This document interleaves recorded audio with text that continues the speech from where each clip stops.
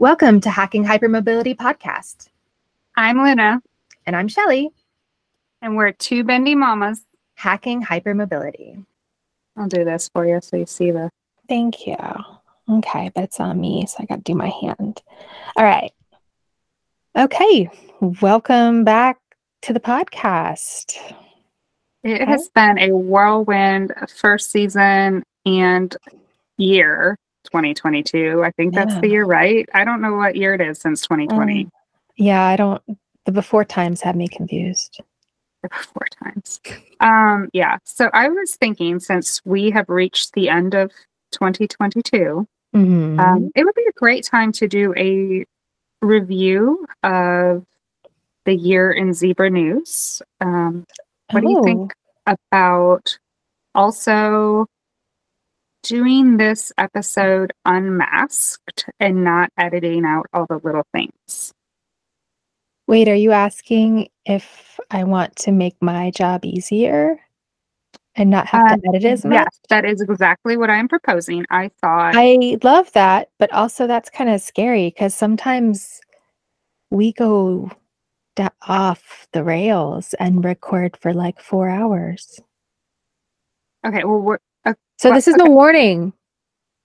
Well, we're going to warn our audience then. This episode comes with a quote trigger warning. Haha, not funny. That was not funny. I'm not editing that out. We may go down some squirrely paths that we won't edit out. We may stumble and stim and be stupid. I like that. And we can put that out, and then one day we can just pull the highlights out.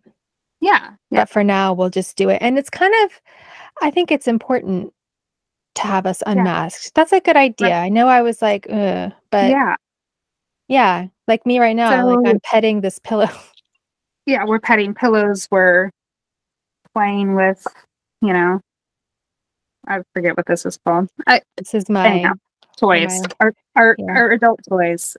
This is thinking putty. Not those adult toys, though. Yeah. Not those kind of adult toys. Yeah. No. We got. That's a different kind of. That's podcast. Not this podcast. That's not. So yeah, let's do it. I guess as you said. Here's the warning. If you don't want to listen to two late diagnosed autistic ladies talk about the Ehlers-Danlos news of 2022 and who knows what the hell else. It might be time to jump ship. We are not the podcast chads, okay? Like, we are going to fully engage that we are representing women in media. We are disabled female podcasters that are a little neurospicy. So, well, let's get this 22 recap episode started then. Okay. Let's go. 2022 has been a landmark year for research in the Ehlers-Danlos Syndromes in particular. A really important milestone that everybody's been talking about and has been anticipating came from the Medical University of South Carolina, USC, where the first gene for hypermobile Ehlers-Danlos, or HEDS, was discovered by a PhD candidate at the time. She is now Dr. Courtney Gensimer, PhD. Shelli, have you seen the plaque that they put up at North's lab? No. Do you have it to show? If I scroll on this, will I see it? Let me scroll. Yeah, you will see it. I'm going to have us share it on the screen. Okay. And so North's lab, where the HEDS gene was discovered and where humongous EDS research and cardiovascular research happens at USC, installed this plaque this year when Dr. Gensimer, Courtney, discovered the HEDS gene, and it should be published soon. It's titled The Evolution of the Ehlers-Danlos Syndromes. There's a zebra on it, and it is like a timeline, which is interesting because we're going to do a timeline of the year, but this is a timeline since like the beginning of the recorded medical history of zebras. 400 BC, Hippocrates, that famous doctor, first description of bruising, bleeding, and joint laxity. 400 BC, right? 1901 AD. We've jumped forward in a little bit of time. I'm just going to skip ahead just a few years. Yeah, just a smidge. Dr. Edvard Ehlers identifies a distinct disease. 1908, just 7 years later, Dr. Henri Alexander Danlos identifies the skin extensibility and fragility. Then 1936, Dr. Frederick Parks Weber named this collection of disorders that they had been investigating for the past 30 years, the Ehlers-Danlos Syndromes. Do we know what they called it between those times? I think they were just referring to things like skin fragility, joint laxity, that sort of thing. Okay. Just an unidentified disease with these features. Gotcha. And then it was named by 1936 by Dr. Weber. And then by 1988, after several years of research, Dr. Peter Beighton, who we have discussed before their research, episode 4, finalized the Beighton scoring criteria. Okay. And 2022 AD, Dr. Courtney Gensimer made the first genetic discovery for hypermobile Ehlers-Danlos Syndrome. Congratulations, Courtney. Right. Yeah. So I'll link it in our show notes.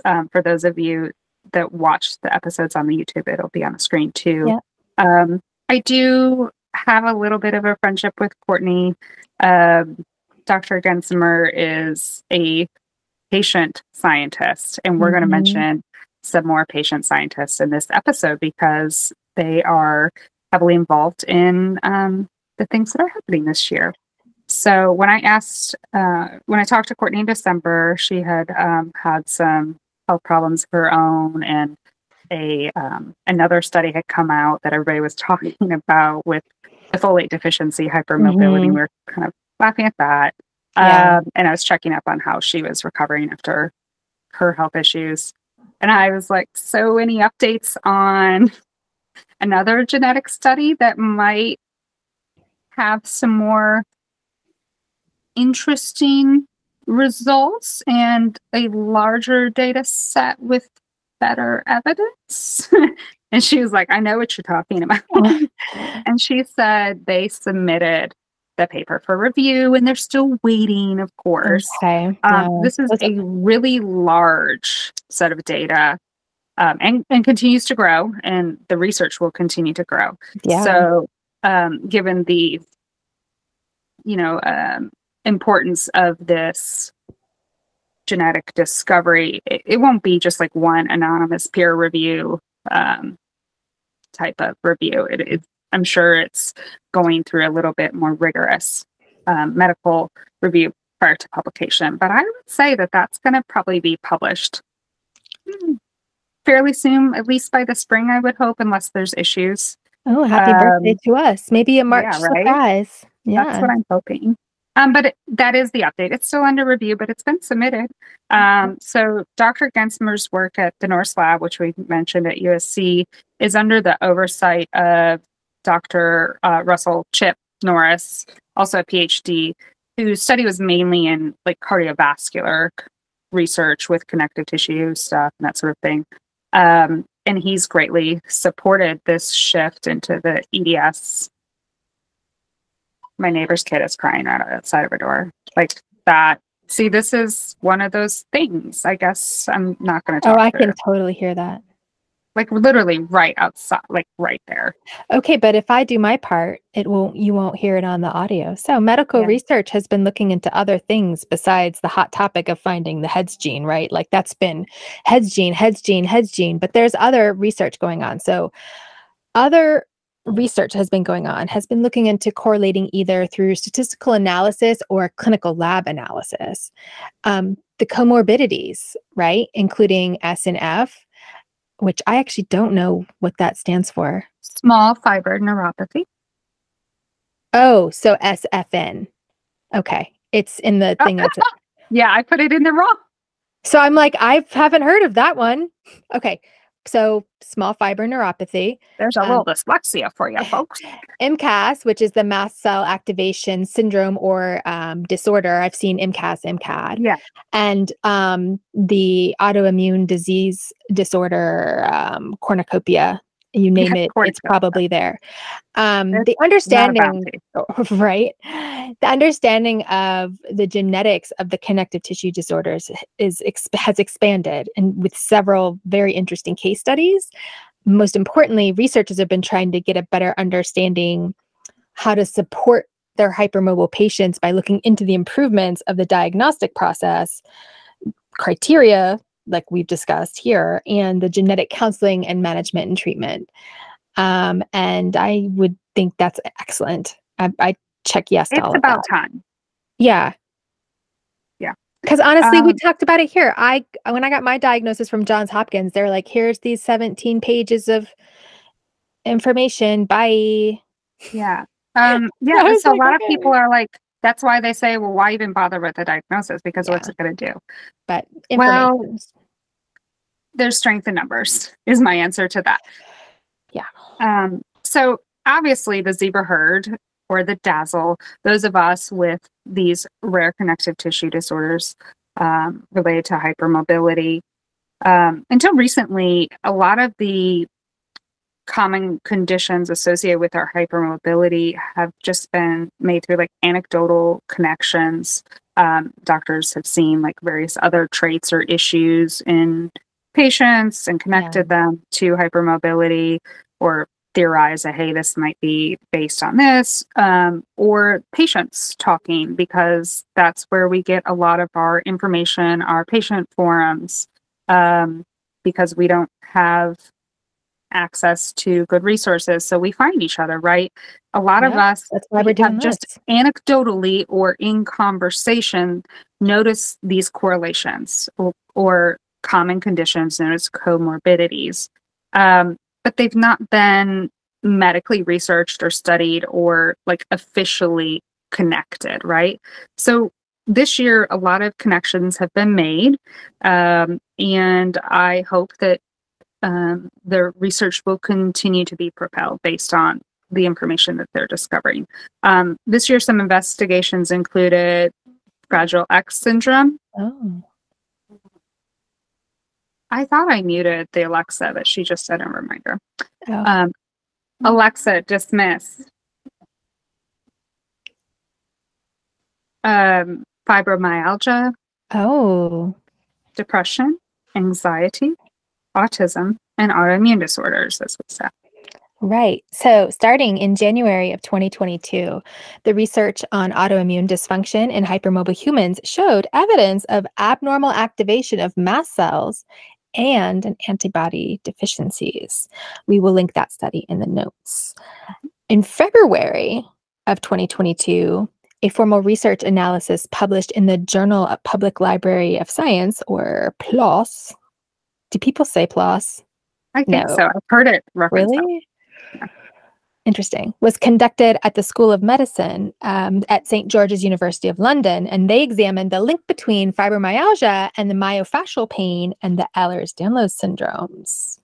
Which is interesting because the community has long discussed how many of us are either diagnosed with first or misdiagnosed, or is it a misdiagnosis with fibromyalgia? And then we go down the EDS rabbit hole. Which came first, the chicken or the egg? The neurologist says, a distinct chicken or the egg? Who knows?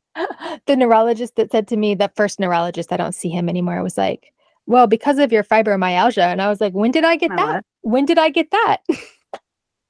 It's news to me. Also in February of 2022, Dr. Leonardo Zoccante of Italy, and if I pronounced that improperly, my apologies. I think that was correct. Published the connectivome theory, stating that bodily health cannot be separated from neuropsychiatric health in the autism spectrum disorder, placing the connective tissue within equal consideration, not only for diagnosis, but for clinical management. So that's going to be interesting. Yeah. So I think that was probably one of the most important papers published this year. If you follow me on TikTok, you already know my obsession with the connective bone theory, the extracellular matrix, and the comorbidities of connective tissue disorders with neurodevelopmental disorders. But other people are studying this too, which I find so interesting, but Dr. Zaconte's team is in neuropsychiatric peds. And, you know, another important part of that study was they said, hey, this model should be used for clinical approaches and can be applied to other neurodevelopmental disorders. This is not really just an autism thing. So I find that really promising and interesting that research is looking at it with this perspective. It may take a while for that to filter down. Yeah. But so some other places are, you know, studying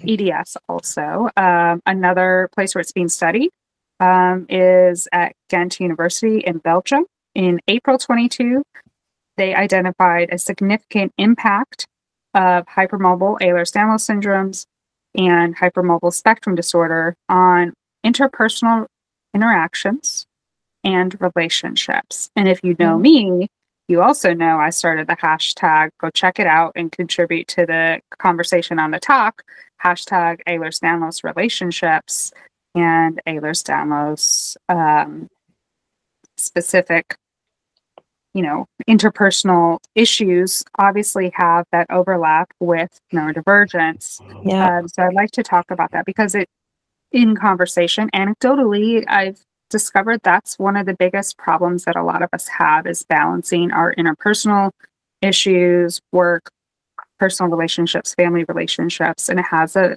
big impact, and that study validated that. And also I love that they studied that. Yeah. And then I'm going to do a Gen X reference here. It's like our egos are writing checks our body can't cash. Oh my God, yeah, true. Ha! And then I can't watch that movie anymore. Anyway, carry on. See, stop the squirrels because we're not editing. That's why I said carry on. Carry on, my wayward son. August 2022, a study titled Connective Tissue Disorders and Fragile X Molecular Status in Females presented a case series and a review and expanded on some previous research that also recently identified that the Fragile X syndromes related to some pre-mutations and repeat expansion in the genome or carrier status of Fragile X syndrome in females has been reported in individuals in hypermobility related disorders or symptoms. So symptomatically, hypermobile humans that are females have some sort of overlap with being carriers or have a pre-mutation on the Fragile X gene. That's interesting. So the Fragile X syndrome, if you're not aware, is the most common inherited cause of intellectual disabilities. So this case series was actually completed at the University of Kansas Medical Center Genetics Clinic, and they confirmed a significant overlap in two conditions.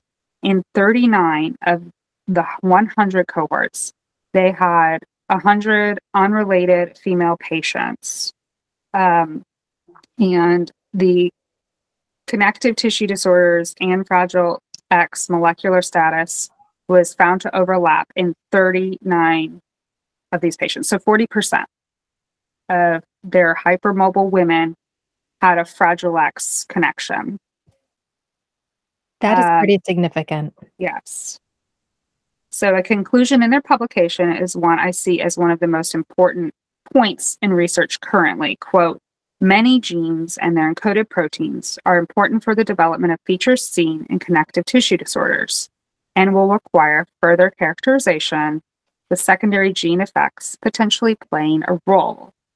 End quote. Like I've always said, this is a spectrum. It's not just one gene and they play off each other. Right. Also in August of 22, there was a preliminary study from Milan, Italy, on hypermobile spectrum disorder symptoms in patients with functional neurological disorders and autism spectrum disorders. So that study compared the prevalence of HEDS and HSD related symptoms in a group of patients with functional neurological disorders, FNDs, of people who are on the autism spectrum disorder, but without the intellectual disabilities, and a non-clinical comparison group So let they me compared all of interrupt. those groups. Yes. So they compared 3 different groups of people. Did I get that right? Right. Okay. Right. So also let me interrupt. We go for meet it. the profile of some of that. Me and Shelli and I. Oh, 100%. We're that third group, right? Yeah. So we have the functional neurologic disorders with autism and hypermobility disorders. So that research examined the overlapping traits and potential relationships and causes. And that actually goes back to what I read earlier. Yeah. How everything Which is also out of Italy, but Verona. Yeah. Man.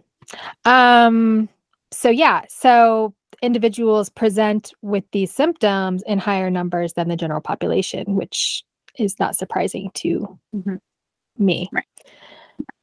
So now they've established another overlap with functional neurologic disorder, autism, and hypermobility. I mean, if you've got an issue with the connective tissue, as you said, it runs the gamut. It's in everything. And so exactly what we were saying, these are things that the zebra community was saying, like, hey, this is how it's all connected. But that was not validated yet. And now they're validating and trying to understand the science, the whys, the biochemistry, the genetics of it all. Right. And so prepare yourselves, because I think as this information comes out, I think you're going to find more and more people identifying or coming to some realizations about things. Yes. Yeah. I don't think everybody's ready. People aren't ready. I don't think people are not ready. You know what? We're not ready, but go ahead. Keep taxing the medical system, demand the care, demand the evaluations, demand the support. Anyhow, so speaking of why it's so important, is this next study from December 2022 out of the UK. Okay. So this particular study was looking at pediatrics, and one of the most difficult comorbidities in hypermobile adolescents. So the research done at the Department of Neuroscience, Brighton and Sussex Medical School in the UK followed a very large number, over 14,000 teens with generalized joint hypermobility diagnoses. Okay.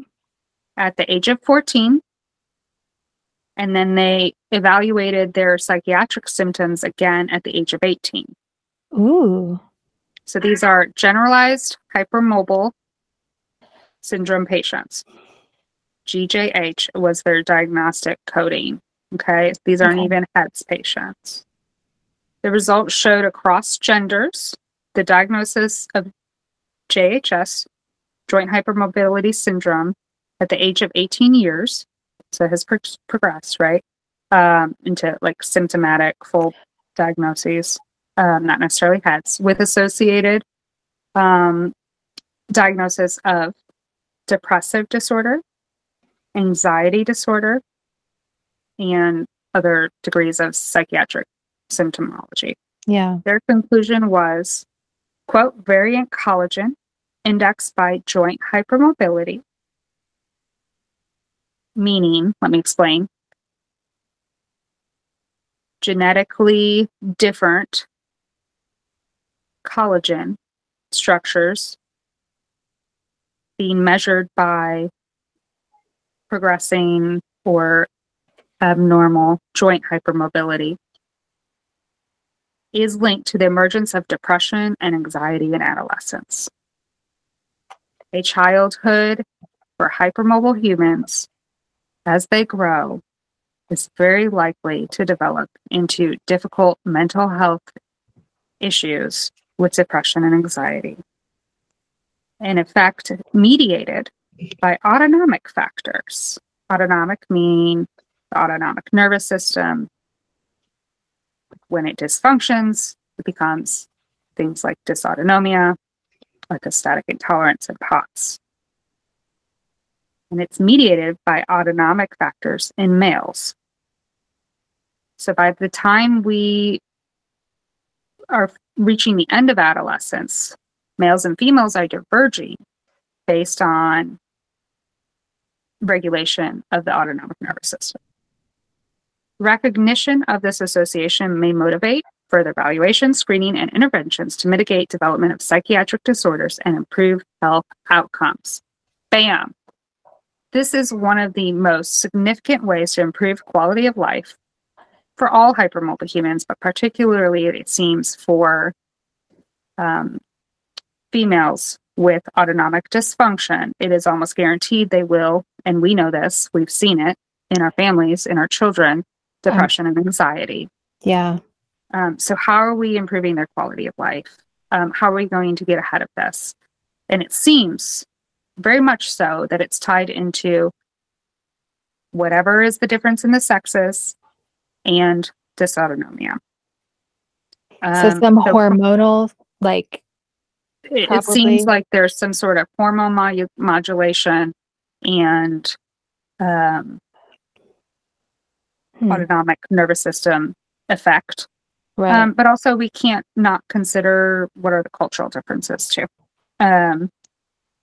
So the Pain News Network did an article, I'll link to it, on this study, on this research, and said, quote, "This study has highlighted the need for more targeted and bespoke support for hypermobile teenagers, particularly girls," says Leah Milligan, the CEO of the UK-based advocacy organization MK Mental Health Research. So the mental health research component and treatment outside of just pharmaceuticals for us is lacking and really, really needed. So I'm personally really thankful because that's my biggest motivation, right? Is the legacy I'm leaving for my kids, so they have more proactive tools, a better quality of life, and for others. Yeah. Just because we struggle doesn't mean we want other people to. Right. I don't understand that mindset.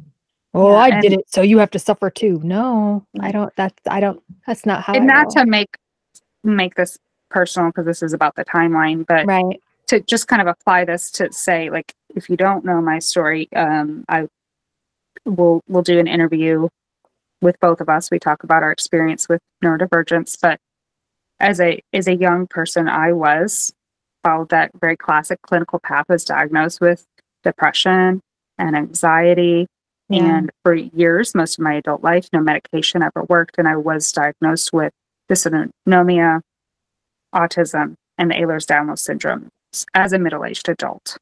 And now I'm trying to manage those very same things in my preteen child. So this is very important to Shelli and I. Yes. We're, after all, two Bendy Mommas. We are two Bendy Mommas.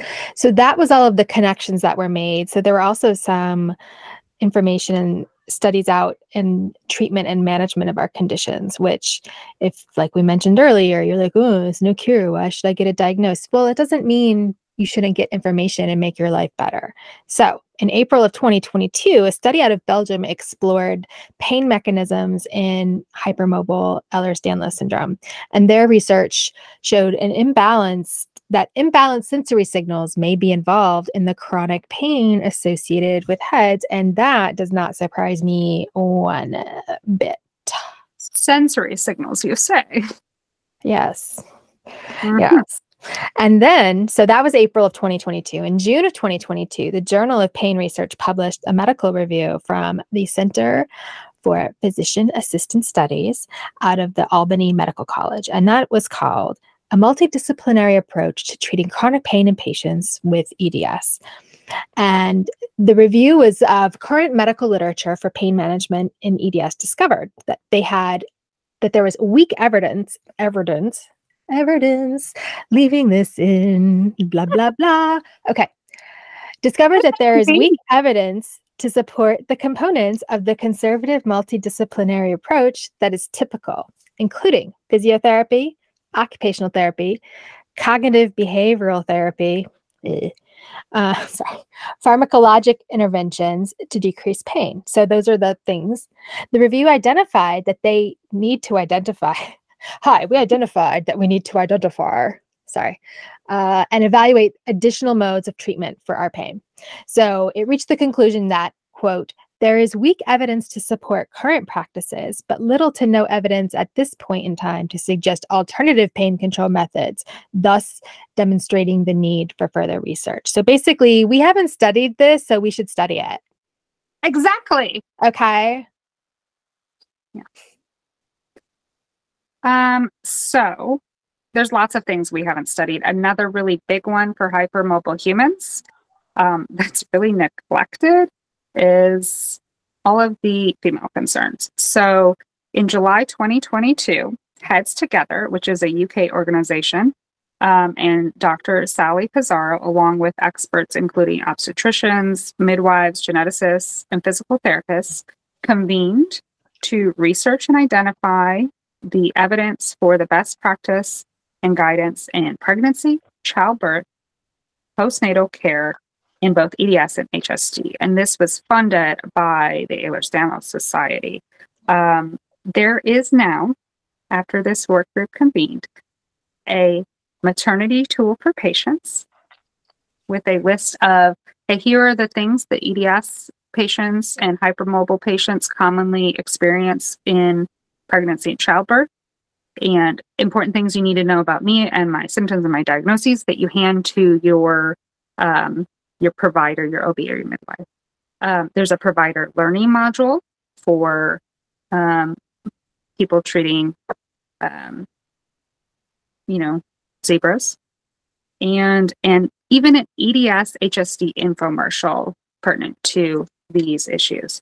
So if you're planning a pregnancy or you maybe are pregnant, go to the Heads Together website and you can download and use the tool with your OB or midwife. That is awesome. Yes. And I promise in season 2 that we will discuss these things. I think it's something that a lot of zebras have asked me about, like, can you tell me your experience with pregnancy, giving birth, that sort of thing. And there's a great variety of answers to that. Not a ton of research, but now there is some. So I think season 2 would be a great opportunity for us to kind of talk about what the 2 Bendy Mommas have found or experienced anecdotally and kind of delve into that research. And then in August, there was really big news that came out that is pertinent mainly to those of us in the United States, but hopefully will spread throughout other countries. The U.S. Academy of Sciences published the Selected Heritable Disorders of Connective Tissue and Disability, giving hope to the Ehlers-Danlos Syndromes being considered for federal disability. And we actually had great fun dissecting that, didn't we, Shelli? Yes. So that came out and we launched Hacking Hypermobility that same month. In our first episode, we discussed that. It included like an in-depth discussion of the report. And so we'll link that in our blog post on all of these resources. We'll link you back to that first episode if you missed it, and also to the report itself. Is it still a draft? It's finalized now. It's just a prelim. A draft. It's prelim. Sorry, it's a preliminary review to use for. I mean, it's an official report. Yeah. Okay, so it's not okay. Never mind. That doesn't matter. But we're gonna still talk about it. Oh, we're gonna pause for a minute because there's food. I heard a bing. You gonna get some snacks? Yeah, snacks. Okay. Do you want to stop recording so you can just piece it together? Where were we? We were just talking about how we launched our episode, and then I was going to talk about the breakthrough in managing tinnitus. Okay. Huh. Okay, let me get to that. Okay. I'll put up a hand or something, and then you can. Yeah, we're good. Okay, everybody, right. Start recording again, okay? All right. So, also in August of 2022, there was a breakthrough in managing tinnitus, and it's pronounced tinnitus, we think, pretty sure. And it involves using a white noise mobile app. And it's out of Auckland, which is New Zealand. Yes. Pretty cool. I love white. Actually, I'm onto brown noise now. I like all of those things, and I use that regularly. Yeah. And also, white noise, brown noise, you can tell our friend, the Alexa, to do those things. And I do. Mine can't hear you because of this. Oh, yeah, that's right. I didn't have to whisper. We frequently have this problem where we talk to Alexa and we're recording, and then the other Alexa gets confused. But anyhow, I was going to squirrel there, but I'm not going to squirrel. So no squirreling. Stopping squirreling. Yep. The noises. Why was I talking about? Oh, noise. So you can tell your favorite streaming talking robot to play those things. But my favorite hack for migraines is to put on, and I don't have one next to me, I sleep with it a lot too, the eye mask that has these soft little pillows around your eyes, and then the speakers, and we both have one. I think we have the same one. I've seen Shelli have hers, and I sleep with it with the noise or a guided meditation. But also, when I have a really bad migraine, there is a specific migraine bilateral music that helps. Oh, I've heard of that. I don't know the name of the song. So this was an important squirrel. I realized I squirreled because we were talking about tinnitus. Yeah. Pretty sure it's tinnitus, whatever. And then it reminded, like you talking about the white noise and the brown noise, I think that's one of the biggest hypermobility hacks that we have. And I don't know that everybody knows about that because a lot of us struggle with that and migraines. Yeah. So I want to tell you guys also about if you have an iPhone, there's a built-in white noise machine in your phone. And you get to it through accessibility. So you go to settings. It's settings, accessibility. I can't remember what it's under. It's not under. Anyway, it's in there somewhere. I was going to say I'm going to edit it and put it in, but that's not true because I'm not editing. We're not editing. So put it in the click on okay, so then go. So it's settings, accessibility, and then go to audio visual. Then you choose background sounds. You turn that on, and then it gives you an option. Like I have rain as an option here. There's a whole different sounds, and you can adjust the media and everything. So there's balanced noise, bright noise, dark noise, rain, stream, ocean. And I actually learned that from my husband, who learned it from TikTok. So, and we're back to the TikTok. Anyway, so that we squirreled there. So back to the timeline. Yes. Okay. So we are talking about treatment and management of hypermobility. In August 22, a study from California State University in Sacramento interviewed patients with an EDS diagnosis that also had a pain syndrome and that also participated in an online support group. The resulting publication wins my unofficial award for the very best medical article title of 2022. Are you ready for it? Yeah. If I were editing, I'd put a drum roll. It is. Quote, "The internet knows more than my physician. A qualitative interview study of people with rare diseases and how they use online support groups." I am a little bit disappointed that TikTok was not specifically mentioned, given how uncanny its algorithm has been in informing undiagnosed people. But anyhow, the study says, quote, "Participants' main sources of information were web-based searches, Google, academic journals. We're nerds, so we're going to go to the source. Hell yeah. The Ehlers-Danlos Syndrome Society webpage, and online peer support groups on Facebook, Reddit, Ew. Twitter, meh, and Twitter. Instagram. Ugh. Oh, all of those are trash. So sorry, I mean, they're not trash. Sponsor us for so the elder millennial Gen X is coming out. We are both get off my lawn types of social media users. Anyhow, the study is important though. As funny as it is to us, and as funny as it is even kind of mocked in other areas. Yeah. The conclusion is really important. This study highlights the information gap between healthcare providers, who we should be getting our resources and support from, and patients with genetic disorders. Patients with Ehlers-Danlos Syndromes seek access to information from different web-based sources.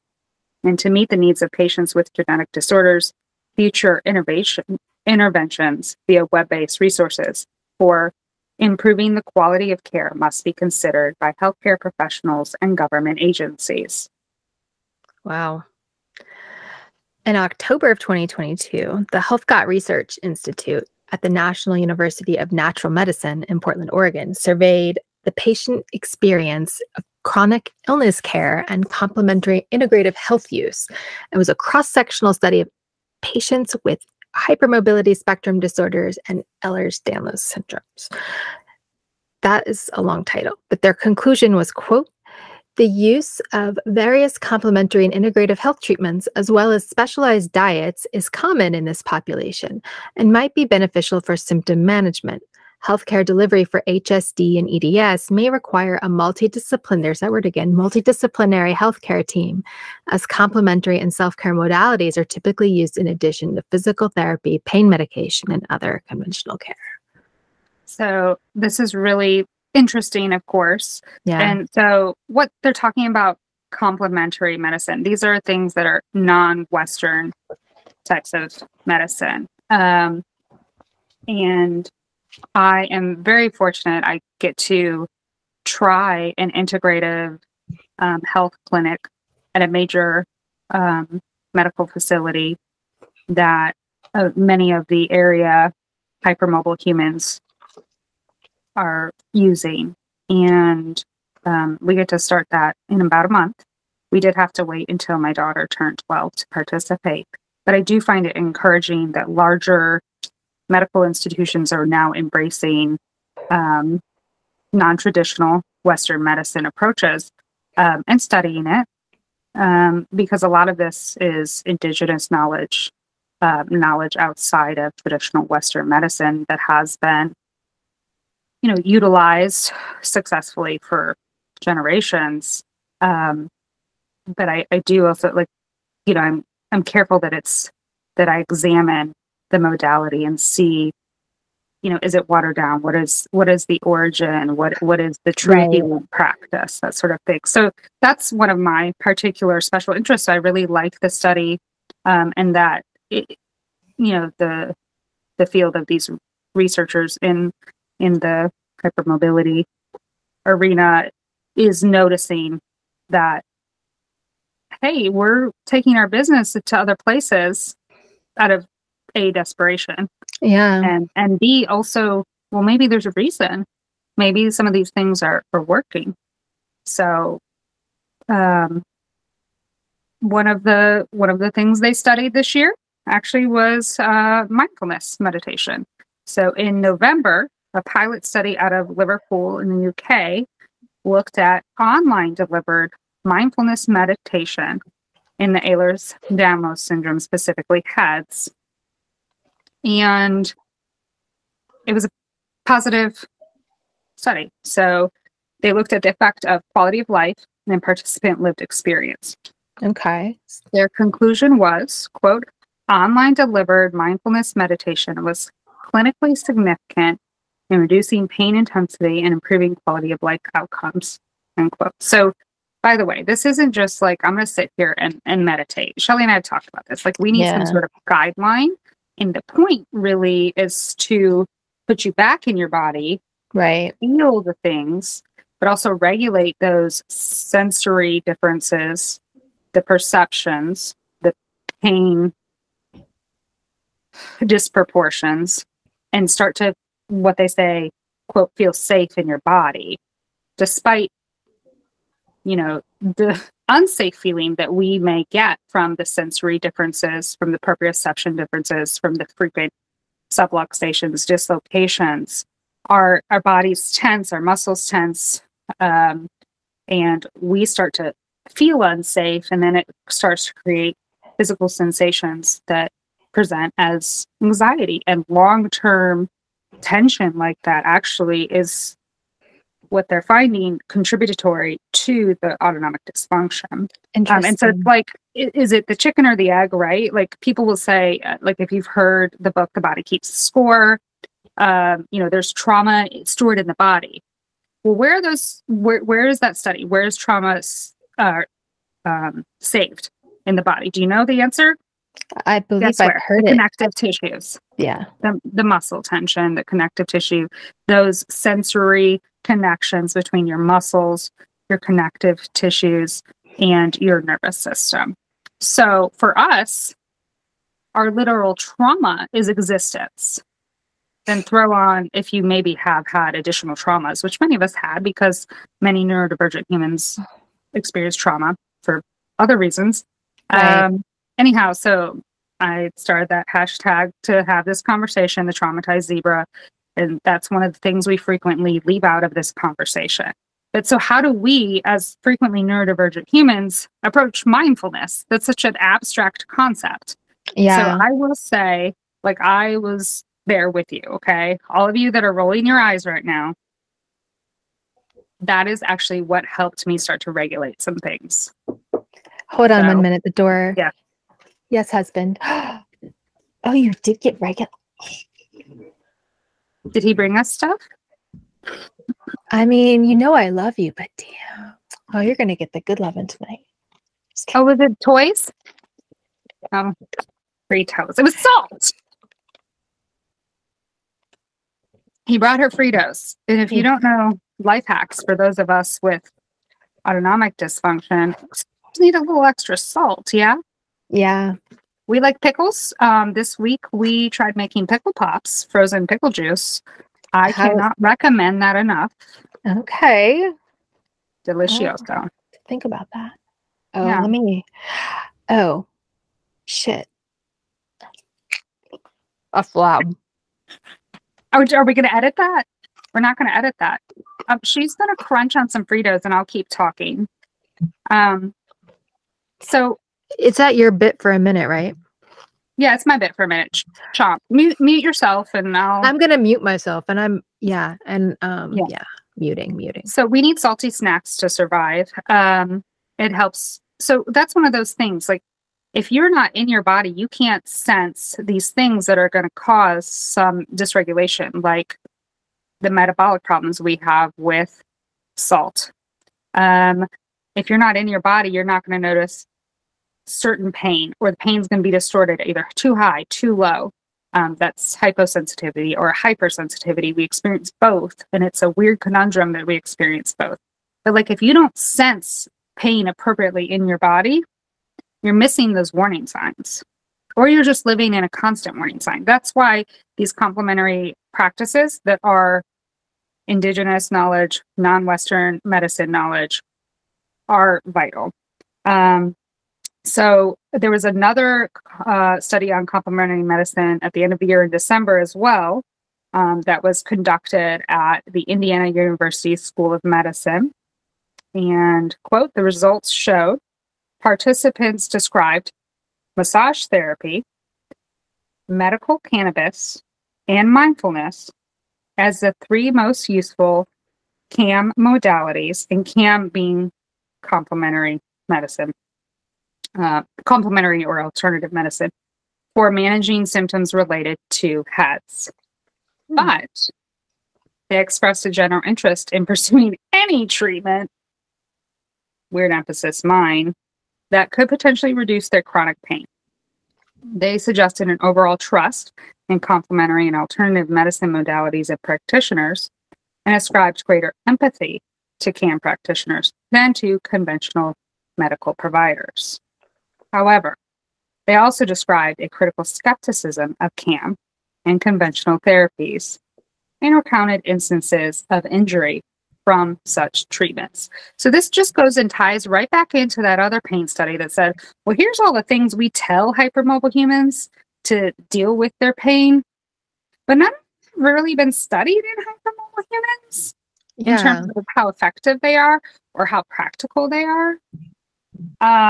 And so this study then basically then took that question the next step and said, okay, well, what have these people found on their own?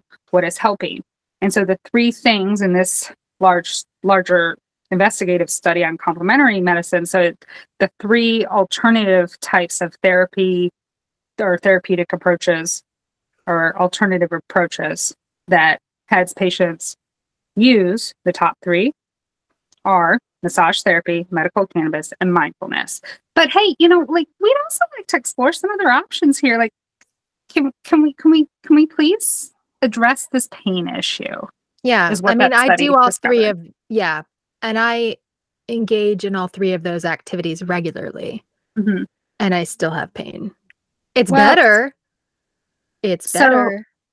I gotta say, right? Like, so that's we've both once we kind of started dealing with our issues and realizing, oh wait, we have to deal with those. We started trying things. Both Shelli and I have done that, and I would say, like, I don't want to speak for you, but in our conversations, just in our personal lives and stuff, like, I think both of us have kind of addressed some of our health issues in some positive ways and have some encouraging things, but it's still disheartening to think about life in the context of like, hey, we deal with chronic pain. We never know what life's going to bring.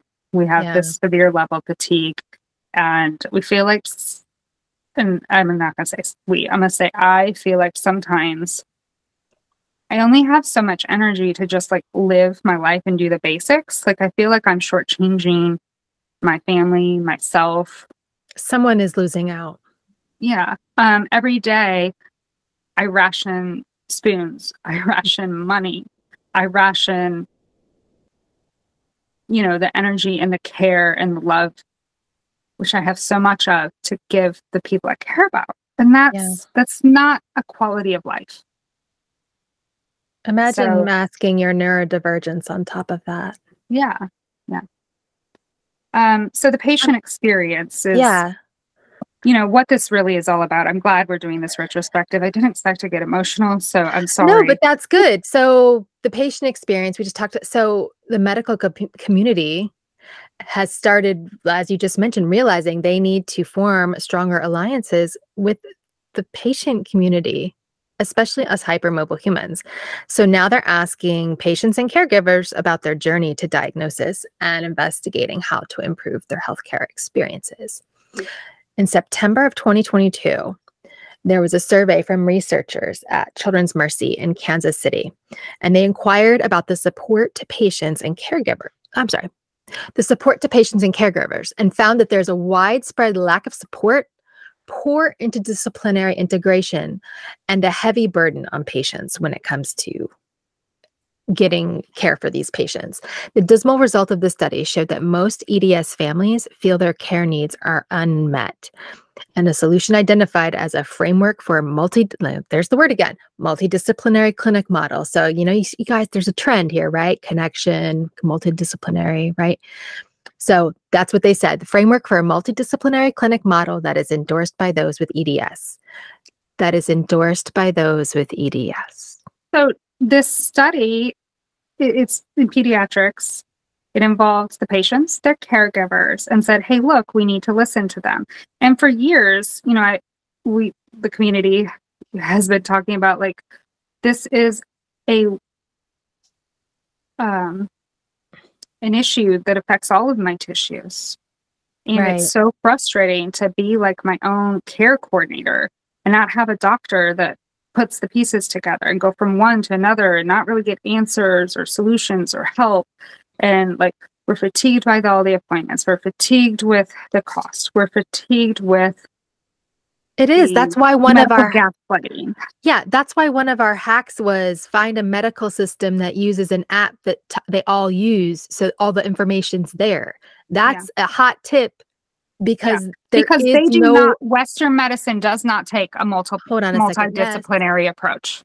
That is counterintuitive to Western capitalized healthcare. Yeah. Damn, I'm getting all the snacks.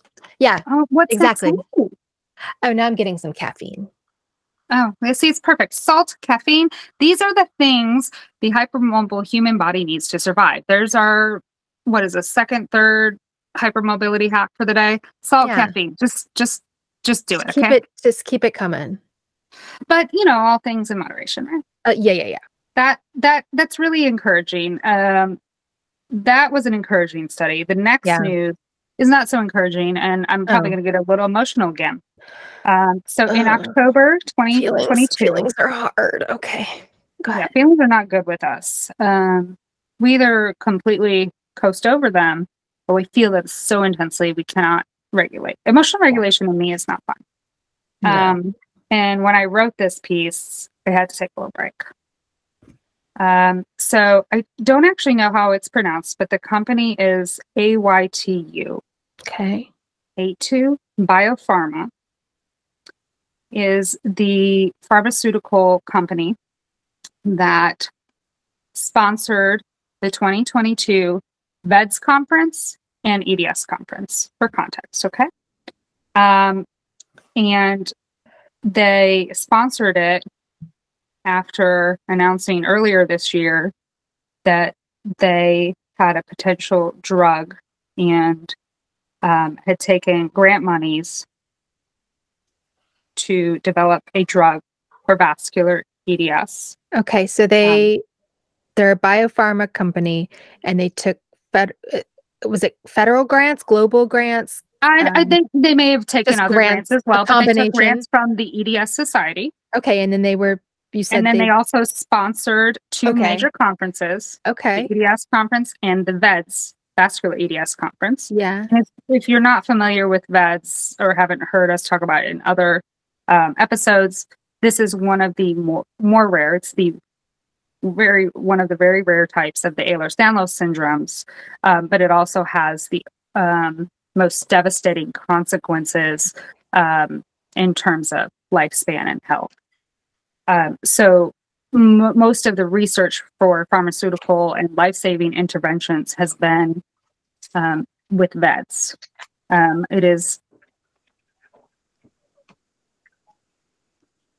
It's also underdiagnosed, underrecognized, late diagnosed, associated with hypermobility, but some different features. And you can go back to do you know what episode it was that we talked about the other EDS variants? Episode 6 had a lot of the ones with where we showed our bodies as examples. Because 4 was all about biting. 5 was, or maybe it's episode 5. It's episode 5 because 6 is the criterion 3. So yeah, it's episode 5. Yeah, I'll look real quick and I'll tell listeners. But so VEDS is distinct from HEDS. And there was a push recently. There's a couple investigational drugs happening on, right? Okay. I want to say maybe was it like the first episode or even the second one when we talked about the other rare types. Like just where we talked about the types. Yeah. I thought you meant where we talked about skin. Oh yeah. Anyhow. So back to AU2 or A2 or I2, AYTU Biopharma. Announced back in October 2022 the indefinite suspension of their AR101 pharmaceutical development program for VEDS following a corporate review, and announced the suspension of the drug was due to the lack of profitability. Mind you, this was after sponsoring the 2022 EDS Summit and VEDS conferences. So yeah, I'm going to call them out. What the fuck? What the fuck?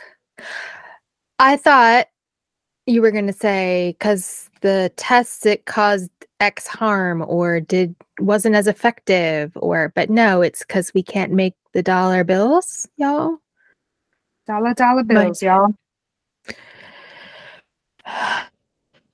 That's disgusting. We could squirrel a whole lot on this. I know we could, right?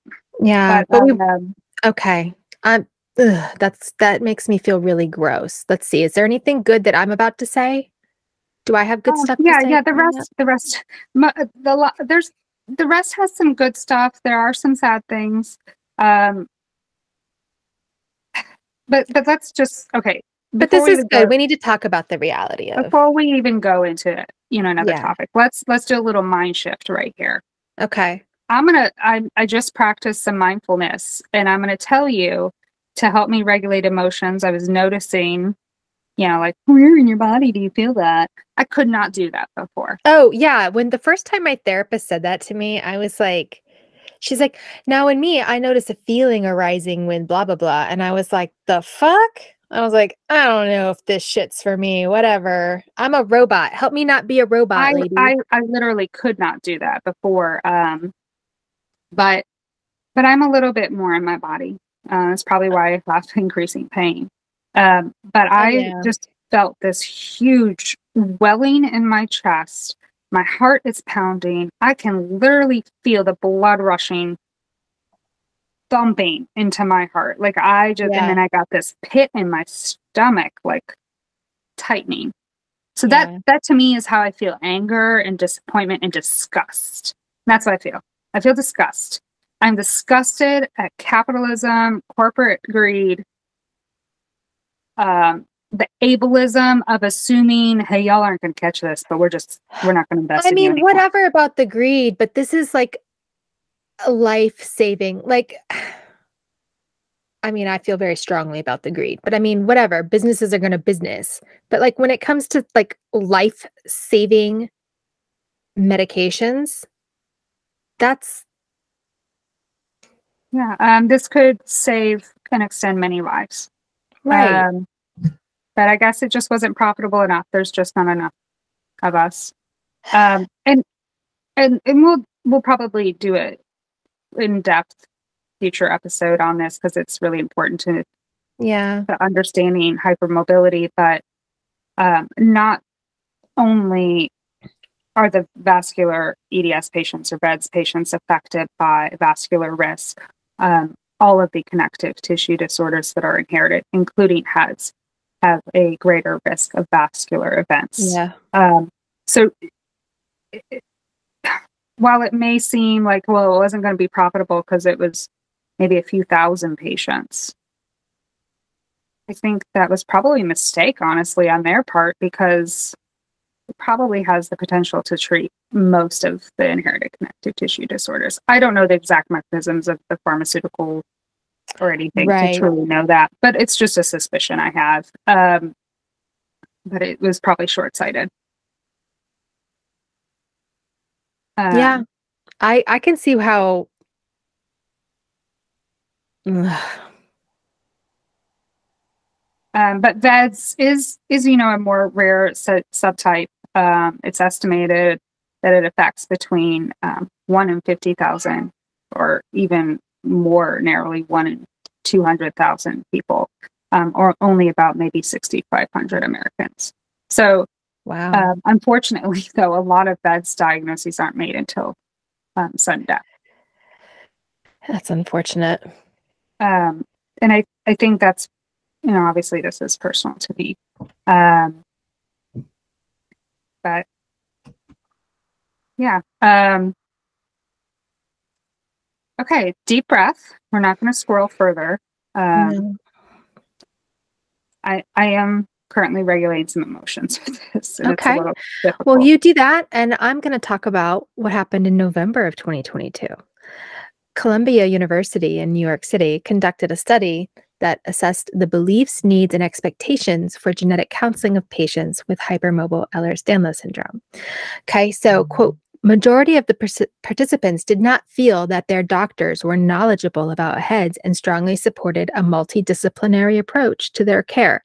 This research provides a framework for genetics providers and other healthcare professionals to assess the needs and expectations of patients with heads and consider restructuring their appointment formats to service this population.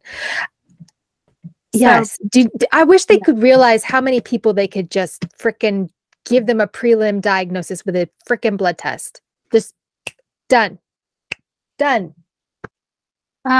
Or not done, but the GP toolkit that they use in the UK that's intended for primary care practitioners, to go through the HEADS criteria and safely identify if there's any other traits that indicate referral to rheumatology specialty or cardiology and genetics is needed. Why are we not doing that? Why are we not screening for hypermobility? Why are we not screening for neurodivergence and hypermobility and back and forth? But the point of that study was like, hey, there's limited resources. In other words, geneticists with this specialized understanding and knowledge to evaluate connective tissue disorder traits in patients. So why don't we change our approach? Okay, so why don't we pool those resources, use virtual care? That's what they mean by restructuring appointment formats. Yeah, I think the medical community realized how much more mobile things can be when the pandemic started. But I mean, I know the privacy concerns were a big thing, but but we in the healthcare field have adapted and rely quite heavily. And now are even monetizing virtual care. I won't even get into that right now, but don't get tricked up on that. But the point of that statement and that study from Columbia was, hey, why don't we utilize not just genetics PhDs and MDs, but utilize genetic counselors and share the knowledge, make those appointments more accessible, because the very real access issues are related to the lack of knowledge across people in the field, the lack of genetic counselors attached to those doctors, and also the fact that now that there's a demand for evaluation following the shutdowns in healthcare from the pandemic, and now the demand because of our increasing insistence of awareness, people are seeking care. But here's the problem. Their response was like, oh, we don't have the resources. I'm no longer taking patients. I won't see a HEADS patient because we don't have the gene. I won't see anybody that's a certain age or under a certain age or over a certain age. I won't see anybody that lives outside of my state. These are literal things that patients are experiencing with connective tissue disorder specialized genetics clinics currently. Yep. And that's not acceptable. It's not acceptable. And unfortunately, because long COVID has POTS, you got the POTS overloading way more. Exactly. So, and I'm not saying those people aren't deserving of care. We are not ready for the onslaught of dysautonomia patients that are going to need care. Right. And just, again, a personal anecdotal experience. My child has severe dysautonomia, very symptomatic, very disruptive. We couldn't get her in to see a doctor. She has a cardiologist because she has an aortic condition and genetic disorder. Her cardiologist was like, I don't know how to assess for that. I'm not comfortable treating it. I'm not comfortable giving her these sorts of medications. She's only 11. So let's look at the autonomic clinic. My hospital system actually has one. It's one of the few in the country. That's cool. They won't take peds. They won't take pediatric patients. So that's the only. I am grateful. Like my youngest, she'll be 18 later this year, and I'm glad that she's I'm glad that hurdle is not there anymore. So is that, it is a hurdle, just the access, but we got lucky. So, you know, the basic answer was, well, we're not going to put her on any medicine. Let's just try to manage these with lifestyle, this cat, lifestyle changes, which we were doing. And she just kept getting worse and worse. And, you know, they called me in because she was due for her cardiology follow-up to check her, you know, her valves and her aorta again, which she'll do for the rest of her life. Yeah. And I asked our cardiologist RN and was like, hey, look, you know, last time we talked, he had, you know, referred us to some clinics out of state. They're not taking patients. They still aren't. I'm on wait lists. Yeah. There's, you know, the local clinics won't see her. There's no other specialist in the area. And this guy is knowledgeable of, like, he actually sees my friend's child who has Turner syndrome, another connective tissue disorder. So he is the connective tissue disorder aware cardiologist for peds, but he's not trained in this. And he doesn't have the level of, you know, comfortability in treating a complicated pediatric risky condition like that. And that's fair. And I respect that. But it's like, please, like, you know, everywhere you referred us to, it's a cost for travel out of state. And it's not really an option for us because they're not even taking patients. So, like, can you advocate for us to get into, like, see the adult autonomics clinic? And he tried, and basically they were like, well, we're too overloaded. She would still be waiting. And they said, well, we're not comfortable because there's not enough research on the peds. And so anyhow, no kidding. So they're having these conversations. The very next day, her name is Sarah. Nurse Sarah calls me. And I am in the same room as my friend who also has a child with connective tissue disorder, which two rare birds at the same time. Like, it's just the craziest thing. Yeah. And she says, you are never going to believe this, but we just hired an electrophysiologist and he wants to see her. Her being heavy? Yes. And I'm like, okay. And they're like, can you get her in so-and-so? And it was like, you know, a few days later. I was like, yeah, sure. And so we go in, I meet this practitioner. He is a nurse practitioner, electrophysiologist. And as you know, I think Shelli and I probably have stated this. If not, I'm going to state it again. Each of us prefer NPs. Yeah. That's one of our life hacks. They tend to have a more holistic approach and a little more latitude in exploring things. Maybe not prescribing and that sort of thing, but they tend to take some extra steps and have a deeper level of understanding and empathy, in my experience. So this pediatric specialist was telling us actually, after he evaluated her dysautonomia, that he specifically went into the field because he was so disheartened at seeing all of these peds not having care for this. And I tell you, I could have hugged this man. And he's younger than me. Like, he's not very far in his career. And I was just like, do you even realize, like, what a gap you are filling? And so very recently, he started her on some medications for her dysautonomia. And one of her biggest medical mysteries is that she vomits in the middle of the night in her sleep. We have been told it's migraine. We've been told it's cyclical vomiting. We have been told it's GI issues. She's still going to go do a scope this month. Have they done a sleep study? They have not done a sleep study. They do not. That's one of the things that I'm interested in doing. By the way, sleep disorders are very common in hypermobile humans. Including not just obstructive sleep apneas, but also neurologically mediated sleep disorders, such as centralized sleep apnea, which is brain derived, combined with obstructive sleep apnea, and especially narcolepsy, which I'm beginning to wonder if I don't have. But anyhow, those kind of offline brain functions while sleeping are a problem. And so we've examined all these things. None of them are really helping. She's miserable. The child vomits in her sleep, and I'm so terrified that she's going to asphyxiate if she doesn't wake up. And sometimes she doesn't. Like, she'll wake up in a pile of vomit. And it has been a problem since she was a baby. And when I complained to the pediatric,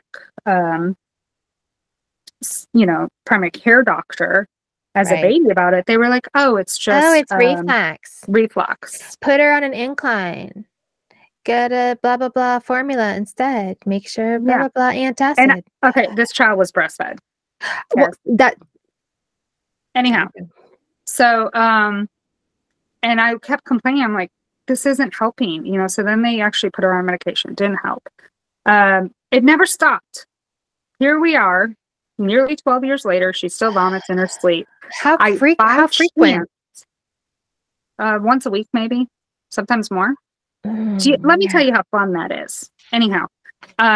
We are talking about my least favorite bodily fluid. Not that I have favorites, but... least tolerable for me, too. Honestly, I'm glad you didn't go into too much depth, because I would have to stop you. This comes from a person who would eat her lunch over cadavers in the cadaver lab. Okay, I'm fazed by almost anything, but vomit, nope. The smell, and the sounds. But normally I'm asleep too. The sounds would get me. Yeah. But so anyhow, it multiple specialists involved. The GI doctor was wholly unhelpful. But actually the next time we saw him was much better. So he must have gotten my feedback. Anyhow, so this electrophysiologist puts Evelyn on, there's about 3 or 4 different medications we can try in peds for these issues. And he's sitting here telling me about our options. We're discussing it. And he's saying, I think it's actually going to help not just what we think of as the autonomic dysfunction symptoms, like the dizzy, vertigo type feelings, the fatigue and stuff. But he also diagnosed her, she has vascular insufficiency. He saw it immediately in the evaluation, her blood pools in her feet, same as me. And the strange capillary filling, the levator reticularis, very rapidly changing with position. I think I might end up being diagnosed with something similar. I have my tilt test in April, so we'll find out. And now keep in mind, we have already been managing this with intense hydration, intense electrolytes, salt tabs, increased rest, all of these different ways of regulating her autonomic nervous system. We've tried. I have tried every non-Western medication approach. He was like, well, have you tried peppermint or ginger? And I was like, dude, I buy gingins in bulk, and I literally buy ginger in bulk and make my own little decoction of it for her to ingest every single day. This is how we're functioning, and it's not functioning. Yeah, something's got to give. Yes. Every little life hack, lifestyle change, we've been doing them. But yet still, even when he tested her, she still had autonomic dysfunction. And so that should tell you something, right? And I have to pause. Okay. I'm sorry. Yes, baby. Everything's go upstairs for a while. You probably, Abby, I want to finish recording this, okay? I'm sorry. If it's really loud, well, come on me then. Go get your headphones. Okay, well, let me finish recording and then we'll do some mommy time. We're almost done. I'll keep her on, this says I'm on page 8 of 18. Oh, okay. I don't know if that's almost. Let me finish this part of the conversation. Is it okay if I take a 15-minute break with her? Oh, 100%, because I can go chat with Alec and have a snack. Okay. And that gives me a good breaking point. So we want to finish just the December 2022. I just wanted to, so Okay. Basically, long story short, I don't want to talk about specific medications and that sort of thing because that's something you should involve your doctor in. But finally, we got access to someone who has treated these in peds, has an understanding, did a full, complete evaluation, has had a very good assessment experience, and some additional diagnoses, had a discussion about options for medication, how it would affect her other conditions, her aortic health, for example. Yeah. And he said, I think it's actually really going to help a lot of her symptoms you probably don't even realize are related to her vascular issues and dysautonomia. And he said, from what I'm seeing, and this is common in many hypermobile humans, our blood is not being pumped throughout our body effectively because there's probably actually a couple reasons. And that's one of the amazing things about the variety of us is that the connective tissue recipes are kind of highly specific. So, there's recipes, and some of us may have worse veins or arteries. Some of us may have not enough heart valves. Like we may have a bicuspid valve as opposed to the 3 flaps. We only have 2. So it's working harder to go through the heart. Some of us may have some aortic differences, like her and I do, where our aortas are wider, and so the blood pools. And then some of us may have differences in our capillaries, in the veins going down to our legs or coming back from our legs. Right. And that's what we see in mine and her phenotype is we have very severe blood pooling. And he said, I am fairly certain her blood is pooling in her abdomen at night. And it triggers her vomiting. And it literally pools so much that it physically pushes on her stomach and causes the feelings of nausea and the completely uncontrolled vomiting.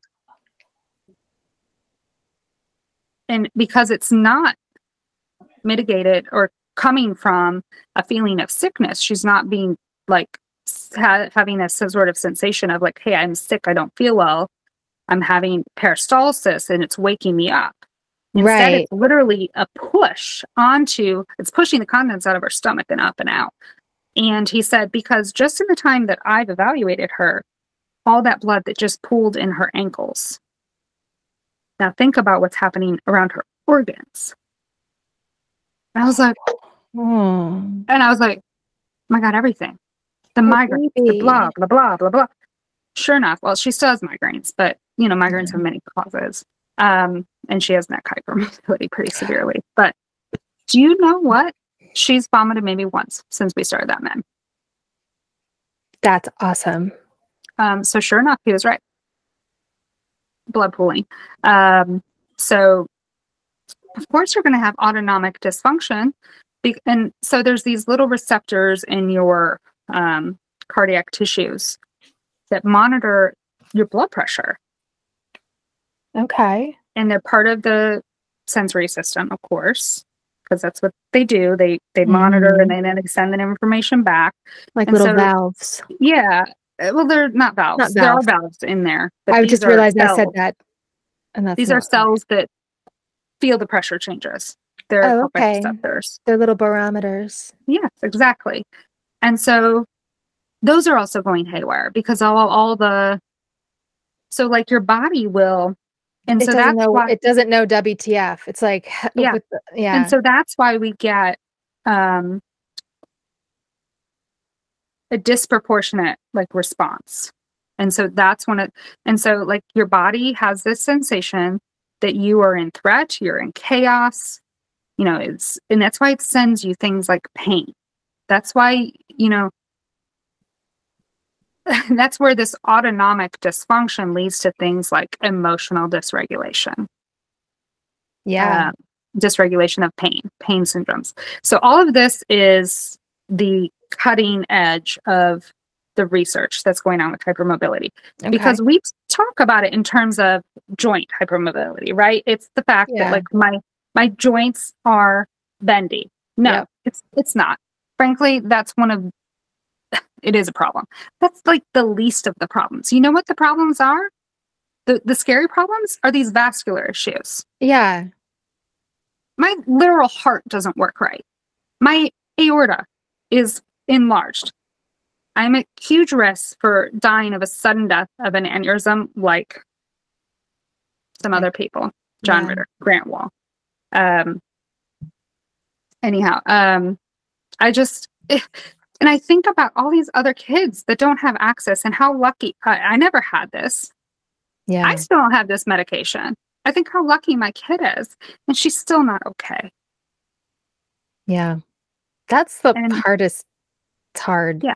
And honestly, and right now, Shelli and I are going to take a break because the only thing that she wants right now is quiet.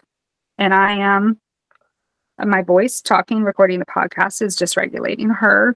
And she would like the physical comfort of mom because she has a migraine and nothing else is comforting her right now. She's I need to go spy on the 7 teenage humans in my lounge.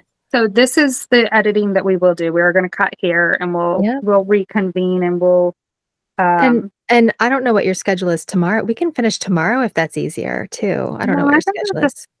Let's check in about 15-20 minutes and see. Yeah. All right. So I'm just going to start talking. Yeah, do it. Yeah. Okay. So in December 2022, a joint study from the DePaul University in Chicago and the Peyton Manning Children's Hospital in Indianapolis examined, quote, the role of functional disability and social support in psychological outcomes for individuals with pediatric hypermobile Ehlers-Danlos Syndrome. So they examined the unique influence of both on the mental health of children with pediatric heads. And both the disability and social support should receive more clinical attention. Exploratory analyses under the influence of gender provide a groundwork for future studies. So that particular study also noticed a gender divide on disability and social support and psychological outcomes for pediatric heads patients. Wow. So it's hard for me to even think about pediatric pet heads patients because we did not have our understanding at that age. Yeah. So that's, I mean, I'm glad it's there. I mean, you know what I mean by that in a way. Yeah, me too. Particularly on a like really high pain day where my kid's so dysregulated. I'm like, thank gosh their efforts. There's been a lot of talk, obviously, with the genetics. We mentioned the heads gene, of course. Yeah. So what else is going on in the world of genetics research? Well, besides us getting our genetic information, which we'll talk about later, we're not going to squirrel on that right now. But significant efforts towards examining the 2017 criteria has been ongoing. So the work group review of the 2017 international criteria for heads and the description, which we covered extensively in episodes 4, 5, and 6. We went through the whole shebang. That's progressed a lot. And so research expanding into the rarer types and further genetic profiles has been ongoing throughout the year also. In February of 2022, a case report of a man with a recurring lung collapse, which is pneumothorax and not a blood clot, led to the identification of a new classical like Ehlers-Danlos Syndrome, which is, do they call it CLEDS? CLEDS? That is not flow. I've already referred to it as CLEDS, but I don't know. It's CLEDS. CLEDS sounds like such an awful, it sounds like an STI. CLEDS sounds like that. CLEDS? I was thinking it sounded like a weird nickname for a redneck mule, but okay. I mean, that works too. Anyway, that gene mutation is on TNXB. the TNXB gene, which I have quite a few mutations on. So there's already some known mutations on TNXB. This is an additional mutation expanding the gene mutations. Okay. The recipe options just keep widening. The ingredients, you got lots of, it's like, there was another study out also in February of 2022 by Dr., and I will butcher her name, Anna Junkert-Czarnek. I'll spell it JUNKIERT-CZARNECK et al. There were other authors on classical EDS. Okay. Which was published identifying several new mutations in classical EDS, with their findings indicated, quote, not all causative genes giving rise to CEDS have been elucidated yet. Interesting. So that means anyone who previously had some genetic testing done, once they finalize their findings, might be worthwhile to have it run back through their algorithms and see if anything pops up. Exactly. Those 2017 variants listed in the criteria previously of the known Ehlers-Danlos syndromes do keep expanding as research keeps expanding. We have not studied the whole genome. So let me ask you this. Obviously. Are these findings new mutations in that they are previously unknown, or are they moving from... They were not identified as pathological and disorder causing with case studies, family genetics reports, that sort of thing. So these are... these are saying, hey, here's the recipe and here's what happens. Okay. So I imagine there's plenty of us out here with some unknown variant of unknown significance, or VUS, how they abbreviate it on genetic reports, so that have yet to be elucidated. Okay, so would it have already been identified somewhere in your information as a VUS? So if that patient had, gone and done genetic testing previously, they would not have popped on one of those 13 known EDS variants. They would have potentially had a genetics report that said, hey, you have a variant of unknown significance. And now a medical researcher said, hey, your symptoms are concerning. You've had all these lung collapses. Let's look at your genetics. And now they've looked at the genetics. They've done the genome sequencing.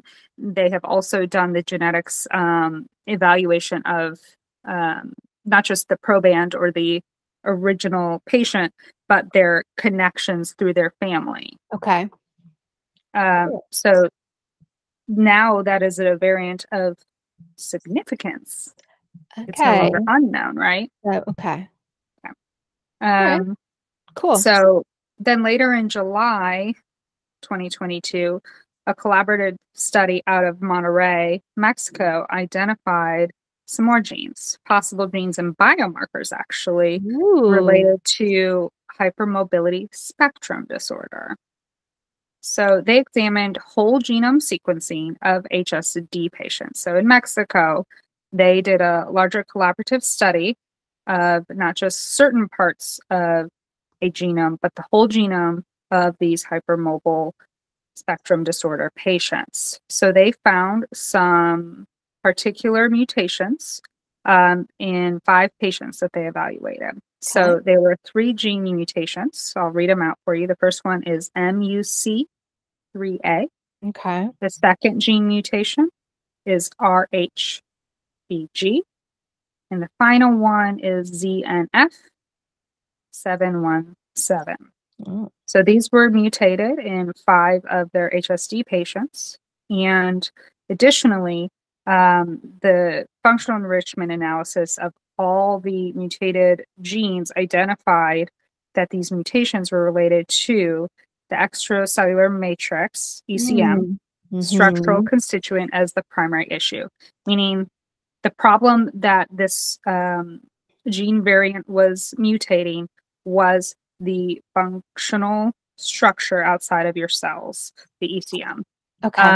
The analysis identified relevant biofunctions.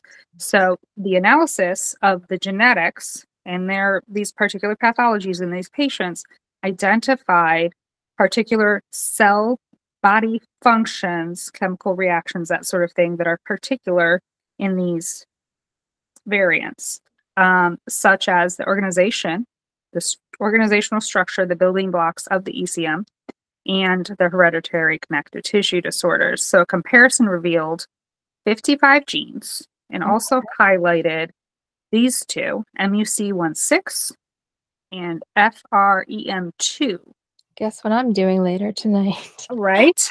Only a 0.5% of the genes at the intersection of both approaches supporting the hypothesis of two different disorders that inevitably share a common genetic background that are not the same. In other words, this whole distinction we've been discussing between HEDS and HSD. It's not a thing.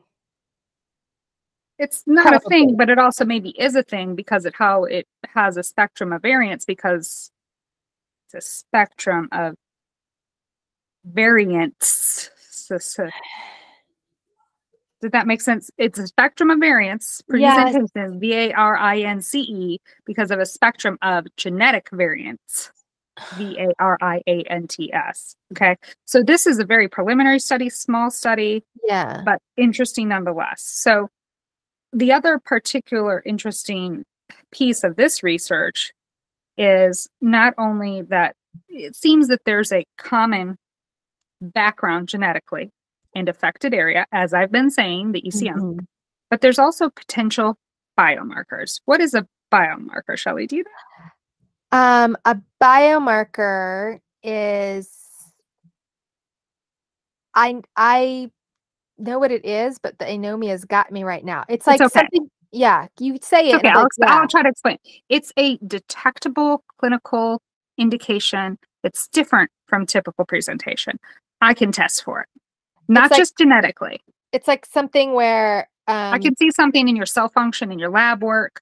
I can develop a clinical lab test to say, hey. Sclera is a biomarker, right? Like you can see that's a trait. It's visibly assessed. Okay. A biomarker would be like I can run a lab and see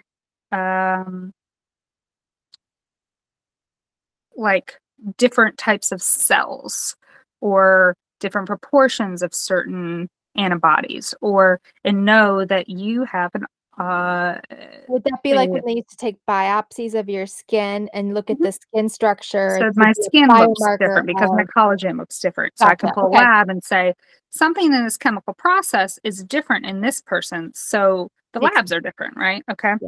Yeah. Okay. So like, So what is that biomarker? So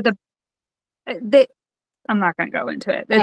It's you know, so there is no lab or test associated with it yet. Right. It's a potential for that, right? Okay. So they conclude the study by describing 5 potential biomarkers. Okay. And by highlighting the importance of genetic genomic approaches that, combined with clinical data, may result in an accurate diagnosis and better treatment. So basically, they said, hey, we identified some things happening internally in our patients in their cellular function because of these genetic variants, and maybe we can develop a less expensive, more readily available test. So thank you, Mexico. Yeah. Someone with a little bit of Mexican heritage. I'm proud of that work. Yeah. So another study, this was in October, just a few months ago, expanded on our understanding of musculocontractural EDS is MCEDS. Do you want fries with that?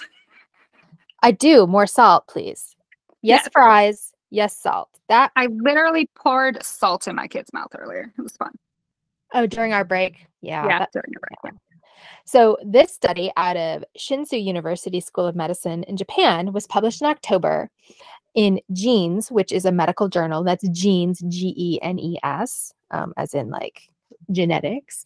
Right. And their study expounded on the clinical features to show upper limb dislocations, particularly in the shoulder area, are common in this subtype. Oh. Huh, right? I was waiting for Shelli to read that and process this.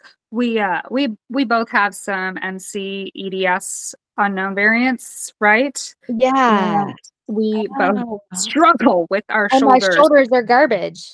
Okay. Particularly young as well. Like I'm constantly popping back in my kids. My dad taught me how to put my shoulders back in childhood. And never once were we like, well, this is a problem. It's a problem. Okay. I just now know why my mom there were certain things I always wanted to do. I'd be like, let's go do this. And she's always like, no. No. And I'd be like, No. why? And now, okay. So then. But I would like to keep my parts together. Yes. But like the sensory seeker in me wanted to like swing and like drag my arms. Oh, Evie was obsessed with monkey bars, climbing. We did still try to do climbing. I am very much a sensory seeker. I love the outdoors. I miss that stuff. I miss doing heavy athletics. We've talked about this. We are unfortunately sensory seekers that destroy our bodies when trying to do physical activity. Exactly. But safe physical activity is essential for hypermobility health. So anyhow, continuing on. So we were squirreling. But in November, the Ehlers-Danlos Society announced $400,000 in funding. I think we talked about this too. In landmark new research project, blah, blah, blah, blah, blah, blah. I'm leaving that.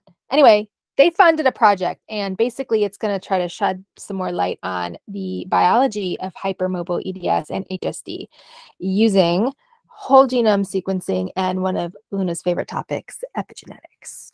Right. So basically expanding on the idea of what we were discussing in that study out of Monterrey, Mexico. Okay, we need to look at the whole genetic profile of these patients, both HEDS and HSD, because there's something here as a whole, right? There's a there. Yeah, but we also, we talked about that biomarker, but we also need to know what's shifting in these patients in the field of epigenetics. So that's the additional aspect of the genetics research. And also back to Italy, at another institution, the University of Brescia. I don't know, maybe it's Brescia. I don't speak Italian. I speak Spanish and Slovak. Anyhow, in English, poorly speaking English. Anyhow, this Italian study back in December characterized the cellular phenotype and gene expression profile further of HEDS and HSD with dermal fibroblasts, so particular skin cells. They demonstrated a cellular similarity in HEDS and HSD. So under a microscope, looking at the cells of hypermobile humans with these two apparently distinct diagnoses, there's maybe not a distinction. Anyhow, both cell types show a common cellular trait. In other words, this is the trait: a generalized disarray of the extracellular matrix. We are scatterbrained, even in our skin, even in the cells. Like I said, at the very basic level, the structural support at the cellular level is fucked. Oops, sorry. Well, we can't edit that out. Also, the myofibroblast. I have never edited my swear words out, so. Yeah. The myofibroblast differentiation is similar. Myofibroblasts are in myofascial tissue, muscular tissue, and dysregulated gene expression. So overall, we can see their extracellular matrix is disarrayed. Their myofibroblasts are differentiated, and the gene expression is similarly dysregulated. Fantastic. So more and more evidence mounting for not just that HSD and HEDS should be treated clinically the same as for patient care, but also maybe there's a reason why they might be way more connected than we like to pretend. And then finally, at the end of the year, another genetic variant was identified in December in Rome, still in Italy, this time for classical-like EDS again. A new variant, AEBP1, gave further context to the role of extracellular matrix homeostasis and connective tissue development. So look at all these genes we're collecting. Yeah, that's so interesting. So in addition to all the genetic breakthroughs, there have been a lot of breakthroughs in awareness. Increasing in 2022, there's been so much more media awareness. And at first I thought it was just because I was diagnosed, but it's not that effect, right? Yeah. So it's I hate to say this, but like it's trending, and I want to say for a reason, right? yeah. So several news outlets have published articles, and some celebrities have shared on their social media that they are affected with this condition, and so they're spreading awareness. And after a public struggle with endorsements, the singer Halsey shared their additional diagnoses in May, which was EDS, Sjogren's syndrome, which has been on the short list for me, and I never seem to have it. I have all the symptoms, but I don't have any. And there's a wide overlap in those two comorbidities, Sjogren's and EDS. And mast cell activation, which we talked about, and POTS, which they're all like besties. Right. Yeah. Yeah. So, so Halsey is obviously pretty well known, I would assume, as a singer in pop music. Well, Billie Eilish, someone that you may not know. What? Billie Eilish. Billie, yeah. 2 days ago. Somebody that you may not know her name, but you probably know her work, is a comic author that won awards with Harlequin.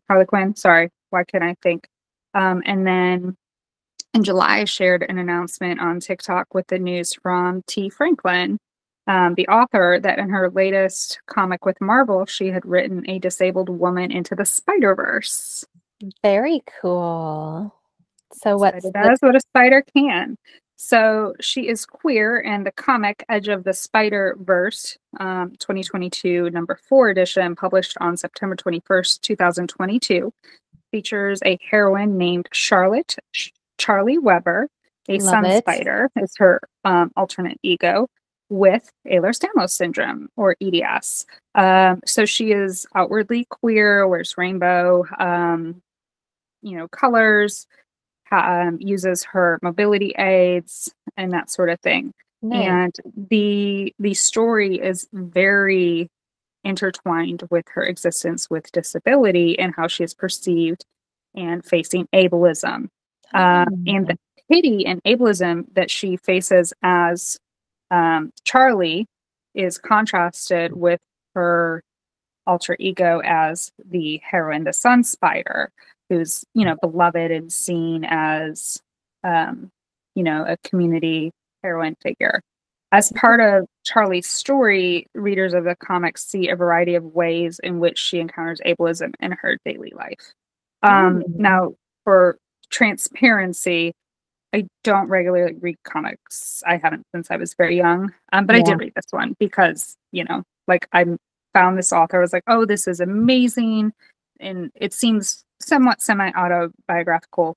But this story is really deep. This is not just like a comic. It, it examined the barriers of a disabled EDS patient, structural social barriers, medical barriers, and then like the contrast of like her having her disabled self in contrast to her alter ego is very much like this allegory for masking our disability.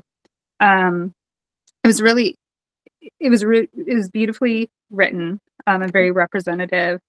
And T is also a person of color, as well as being disabled, queer, and autistic. So I really love that that representation is reaching a space where there's a lot of younger people, right? Yeah. And my favorite quote from Charlie is, quote, "I wish people would see me like they see Sun Spider. I'm a human being with feelings and deserve to be treated with respect, not as an afterthought." So I'll link to an article about the comic with some of the panels for you to actually view in the show notes. And we'll put some on the video too, for those of you that watch our episodes. And then if you go to my TikTok, I do follow Z Franklin too, if you want to follow her. And I'll put a link to her like website and that sort of thing where you can see all of her work. So Nice. She's an amazing creative person. But so anyhow, so the Spider-Verse gave zebras a voice this year. You know what I mean, shush. Sorry. Y'all do know what the Spider-Verse is, right? Yes, okay. They do. Yeah. That's weird. I say they like I know. Yes, they are listening. Are you listening? Send us an email. Yeah, send us an email. It's on our website. Anyhow, so the Spider-Verse gave zebras a voice, right? Yes. Great. Yeah. So not only did comics represent EDS, so did a really major media outlet. And from what I hear, a lot of people got push notifications from CNN on this article. So an article was published in December by CNN Health, which obviously has a large readership. How many times did you get sent that article? I was going to say a bazillion people sent it to me. So I'm glad that it had such a wide reach, but I'm also glad that it had such a wide reach with such quality reporting and content. Yes. So they interviewed several patients about their head's journey, several researchers and medical providers, and really expressed the lived experience, quality of life issues, the healthcare issues, the ableism, our place in the world. And I really enjoyed the video interviews because it really did a good job of like. I didn't see the video. Maybe so it's right on the article. Yeah. Oh, okay. Yeah. I just honestly, my first reaction to when I saw that was that I got mad. Oh, I got mad and I was overwhelmed and I was like, oh no, wait, let me come back to this. I just got mad because like, I wonder if my friends who sent me that read it. No. Had any context for like how they have experienced life towards me and any reflection on it is what I thought. That I didn't even get to that. My thought was, it's so stupid. I feel like more people need to hear us. And I'm like, have you been sharing my podcast to people? Like honestly, this is how I know. Also, like, why are you sending this to someone who like that's all I ever talk about? Send it to somebody else. I'm like, is that what you mean? Clearly you have not listened to anything that I have said online. Yeah. Because I know what the fuck. But also I get it, so that was my instant like, what the fuck? Don't you know I know all kinds of shit about this? And then I'm like, wait a minute, Shelli, not everybody sits and thinks about you. No, that was their way of relating to you and saying, hey, look, this is like cool. They did an article about this thing you're always talking about that's widely underrepresented and we don't have awareness for it. But so I actually, we made the joke about social media. Neither one of us really enjoy the Book of Faces, and I rarely get on there. But I did. I went on the Book of Faces because that's where some of the older people in my family congregate. And I made a post and I said, I don't share a lot on here, so this is important to me. Please read this article. It's about the conditions and the life experience that the people in my family deal with. And so I did share it widely. I think what Shelli is expressing is the frustration that like, is it just an echo chamber? Yeah. Our push is, we want the awareness beyond just this. And so I think the more we talk, the more people are talking, I'm glad it's in the media. You know what I mean? I'm glad they're doing profiles on patients and doctors and stuff. It just has that little, I did not mean to. Yeah.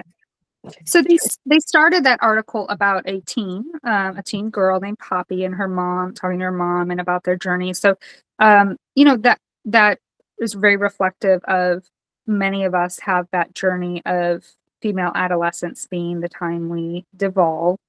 And then they also talked to Linda Bluestein, a Colorado-based heads, patient, and physician.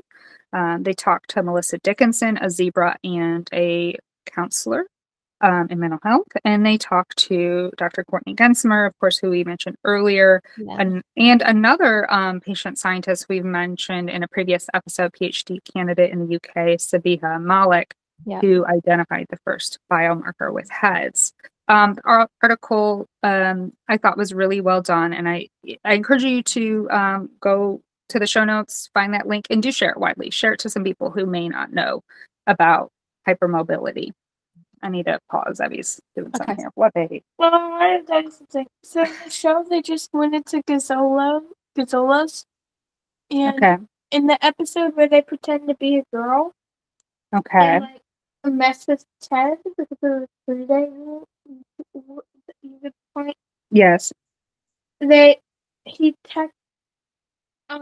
Marshall texts accidentally that he's picking up some gazolas. Okay. And gazolas is all the way in Chicago. In Chicago. Which is where they Yeah. I've seen this show like 6 times now. Mom, this is only the 3rd time. I've seen it before you watched it. Okay. So, hey, that was not an emergency interruption. But it was. You didn't have to keep waving and distracting me. Just be patient, okay? Fun jokes about that. Okay. So, I'm going to give you, I hate that now we have some edits. You didn't say the name of the article. Yeah. Did I? No, you did not. That's why we're not skipping right to my news, because you didn't say the name of it. Well, and I still have a whole other section. Oh, hold on. Unless you said it and I've just been petting my pillow and I didn't notice. Okay. So I'm going to link to the article, but it is on CNN Health. It was written by Sarah Lazarus, published December 29th at the end of the year. And the title was "Millions Have the Same Bendy Body Disorder as My Daughter. Why isn't the medical profession paying more attention? Why can't you hear me?" Right? I think that's why I read that title and I was like, oh, that's like how many articles have I read with that damn title? Right. Yeah. So, okay. It did seem like the author did a lot of research, had some really quality interviews and people that they talked to, good information. And sometimes some of the media articles this year, I'm not going to name media outlets, but the Daily Mail comes to mind, have been ill-conceived, ill-researched, and damaging. So I was very appreciative of a good piece of journalism like that. Oh, for sure. Yeah. So Dr. Courtney Gensimer was also interviewed in a few articles this year. Another December article at the end of the year, I really like the title of this one too, is "Revenge of the Gaslit Patients." Yes. Now as scientists, they're tackling the Ehlers-Danlos Syndromes. There you go. Badass bitches. And she explained her thoughts on this. Quote, "Let's publish in top journals and send them a copy and sign it. That's how I feel." Talking about the doctors that gaslit her. Yep. I can't help but think either the media is picking up on our zebra herd's increasing anticipation, or Courtney is very intentionally doing media interviews to start spreading the word in advance of publication to get the buzz going on the heads gene. And anyhow, that quote is just life for me. I think we've talked about it, but Courtney is a student patient, meaning she deals with disability regularly while going through the PhD program, researching heads, and also being an educated person literally in the field and being gaslit. And I'm not going to tell her story, but she struggles with the same things we do in healthcare. And her thought is, you know what? I'm going to publish my findings, sign a little note, and send it to those turds. Yeah, and I fantasize about calling up some certain doctors and being like, yo, swear words, right? But have I? No. If you want to read the Google review for Dr. Soban Matthew in Bowie, Maryland. Wait, the Google review for who now? I'm not going to say it again. Okay, you don't have to say it again, but maybe send it to me later. Okay. But not everything in 2022 was good news. And so unfortunately, in more somber news, Grant Wahl, a beloved sports journalist and soccer analyst, died suddenly on December 10th following complications from an ascending thoracic aortic aneurysm. The Marfan Foundation expressed condolences to his family for the early and painful loss. I believe he was 46 or 47. He was about our age. Yeah. And they also identified and shared their best practices for identifying and managing this condition. Yeah. So I don't know if we've touched on this episode, but both Shelli and I were in sports growing up, and I was a soccer player. I coached soccer for a long time to kids, and part of my daughter's progression was she had to drop out of soccer, and then part of her triumphant story was getting strong enough to return this past year. So soccer means a lot to us as a family. And so, of course, I was following, the games in Qatar, and he was a face and a voice I knew as a soccer fan. Yeah. And Shelli, when it happened, you told me, actually. That's how I found out. Yeah. And the immediate conversation. No, that's okay. You don't have to apologize. But the immediate conversation was in the context of this. Yeah. I saw that, and they were like, as soon as they said they didn't think it was foul play, I was like, I bet you it was an aneurysm. Yeah. Oh, like immediately she was like, look at it, look at him. He's one of us. That's what I guarantee you that's what it was, and you were right. And we mentioned earlier, this particular medical condition is associated with sudden death like this. So hypermobile humans with certain genetic connective tissue disorders should be aware of your risk for this condition. Grant Wahl is the most recent widely known person that passed from this, and that is very recent. But you may also be familiar with John Ritter, who passed suddenly while filming his sitcom, 8 Simple Rules for Dating My Teenage Daughter. Yeah. And his son is still an actor, and looks just like him. They look a lot alike. They look a lot alike. And of course, he's really well known for the much earlier television show, Three's Company. He's known for his comedy, his physical comedy, his facial expression. That's where I first found out about gay people. Was that show? Three's Company? Yeah. Oh, cool. And I didn't know the whole time I watched that show. I had so many issues with it, aside from like the slapstick, which was the whole shtick, like the weird miscommunications. But like the whole time, I'm like, okay, first of all, and mind you, I'm not an adult watching this. I think I'm under the age of 10. We were little kids. Yeah. Yeah. I would because I watched it as reruns. Yeah. I'm 5 years older than you. So yeah. So I watched it as reruns, but it was definitely still like, anyway. I was like, first of all, who cares if a dude is living with 2 chicks? Like, why is that an issue to anybody? Shut up, that's dumb. They're just trying to like save money. Then I was like, I was like, first of all, why does he have to pretend? Why is he lying like that? That's dumb. And then I was like, oh, well, so he likes boys. Who cares? Right. We didn't think anything of it, right? And then I was confused. Later, we realized society thought something of it. I'm like, wait, does he like boys or not? Like, I was like, I don't understand. So confused. I didn't understand that either, but there were so many. I was very young, but I mainly thought the physical comedy was hilarious, and also I may have had some girl crushes. Anyhow, but when I first got on TikTok, now that you mentioned it, there was a lot of physical comedy he did. Oh yeah, he was very much known for his physical comedy situational. Anyway. Go watch some of that as a zebra now. Yeah. With some context, and tell me what you think. Okay, so when I first got on TikTok, and I know this sounds like I'm squirrely, but it's intentional. Okay. a certain person, John Ritter's son, Jason, kept coming up on my FYP. I was like, that's funny. That was before I knew our medical conditions. Right.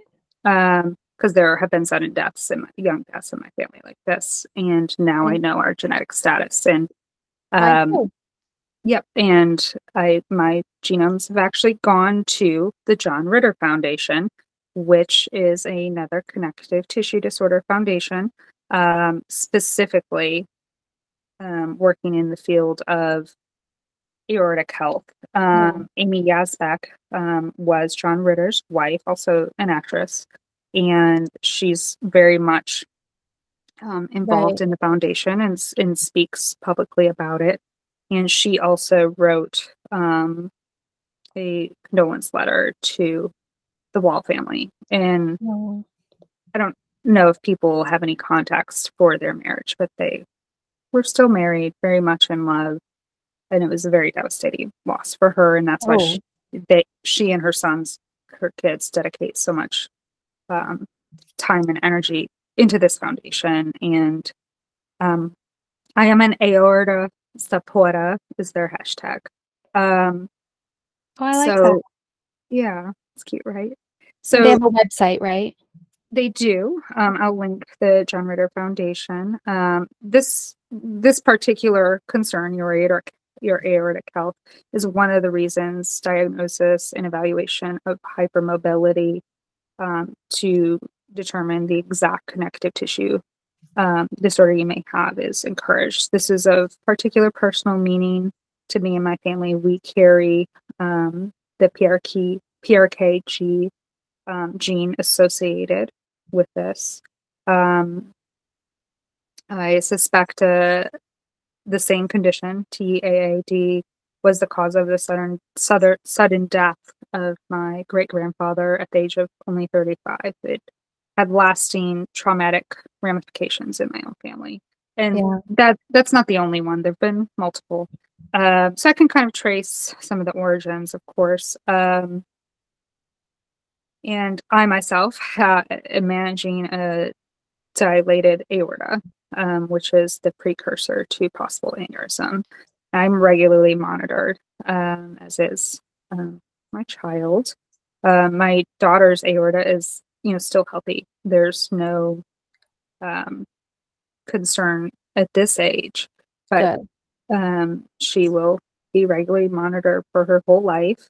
With a cardiologist. And unfortunately, many people may not be aware of their risk or genetic status. Unfortunately, many people pass without knowing they had this issue. And this aortic condition is considered either syndromic or non-syndromic. And frankly, I'm going to tell you the non-syndromics probably are syndromics.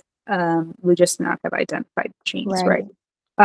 So the heavy hitters, the known connective tissue disorders that are associated with this risk include Marfan syndrome, Lewis-Dietz syndrome, and that's spelled LOEYS-DIETZ,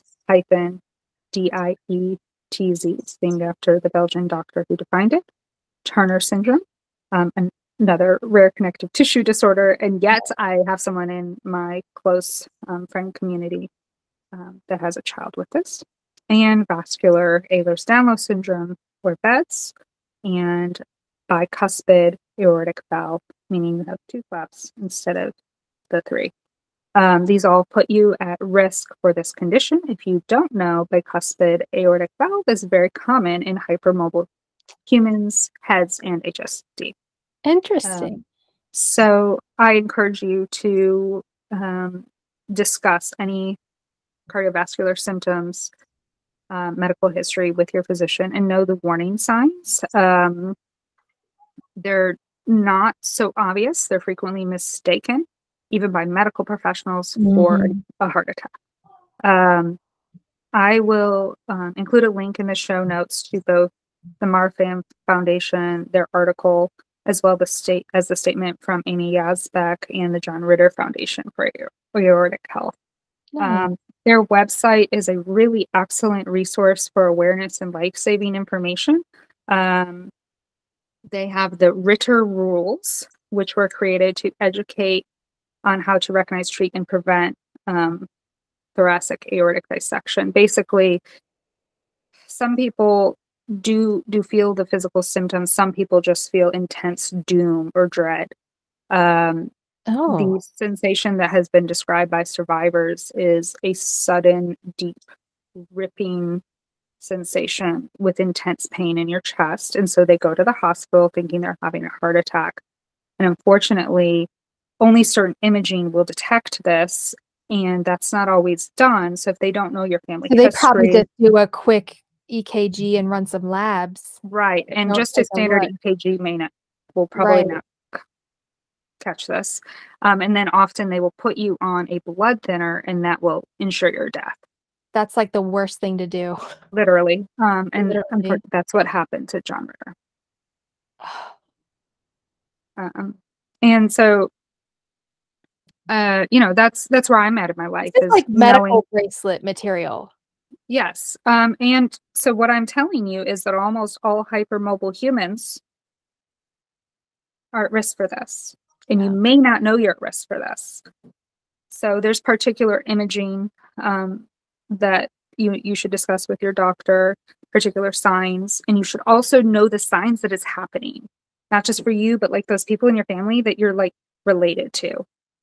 And if you do get diagnosed with the dilated aorta, like what I'm looking at, there's prophylactic surgeries, preventative stents that take place and that sort of thing.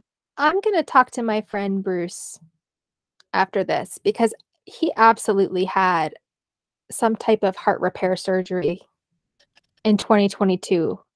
My dad has had in Cleveland repaired, and they didn't know when it happened.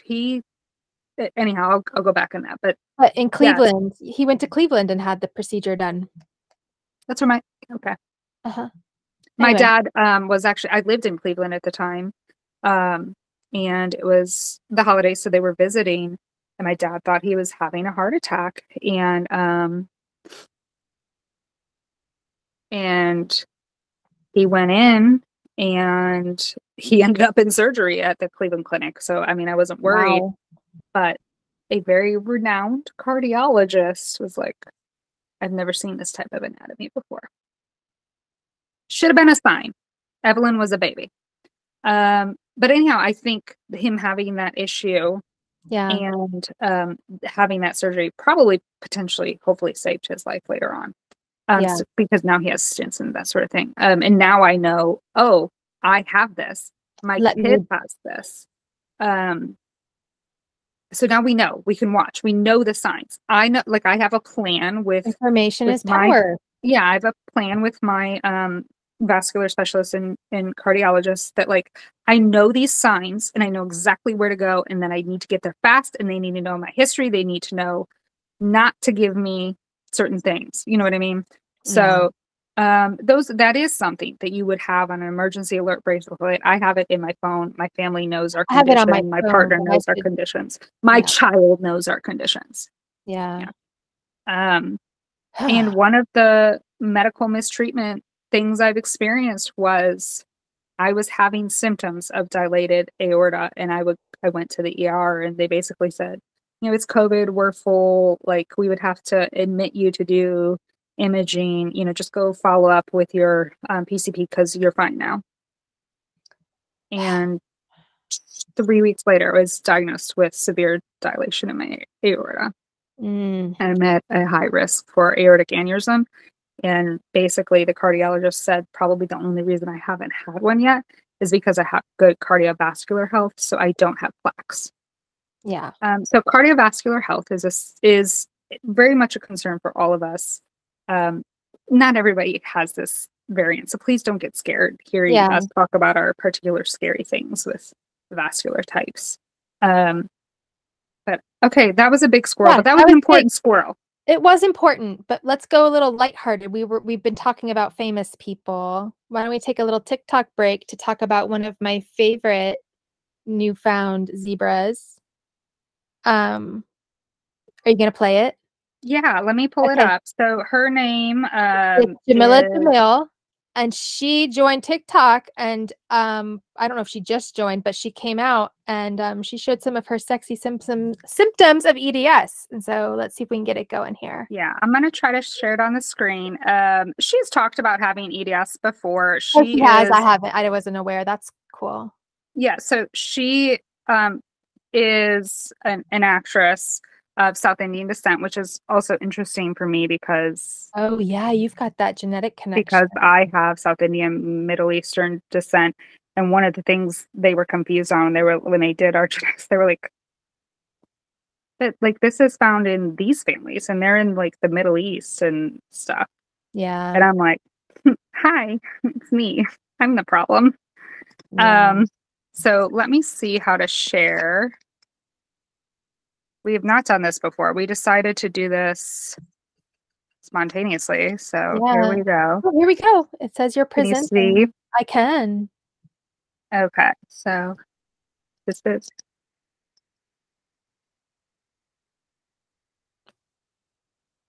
There's no audio.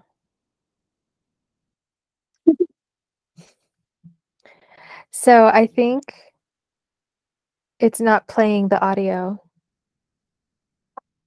I can't hear anything, and based on the feedback I'm getting, the recording we're having right now is going to just be me sitting looking at a screen.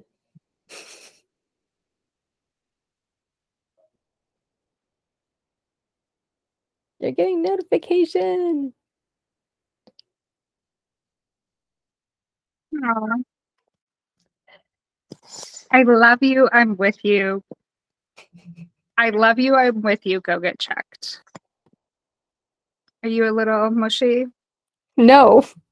Or you're laughing because she's so much like us? No.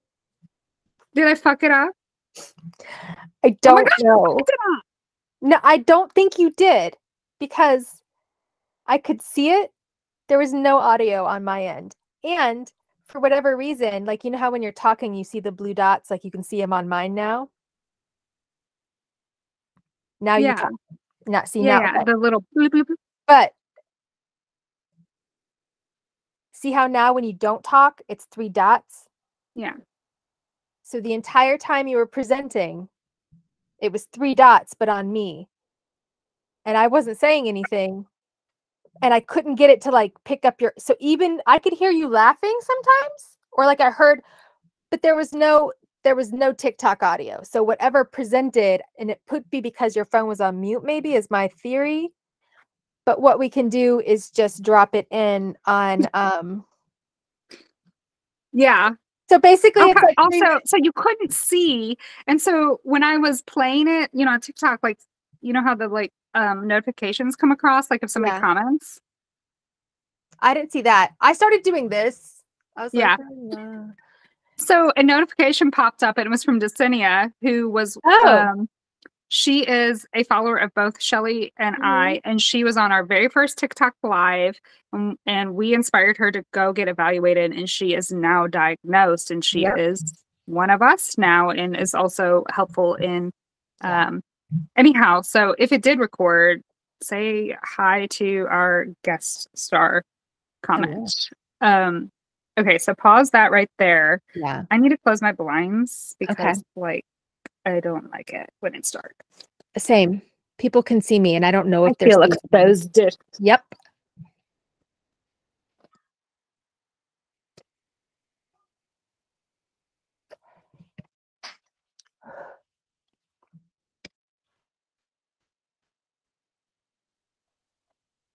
Did what?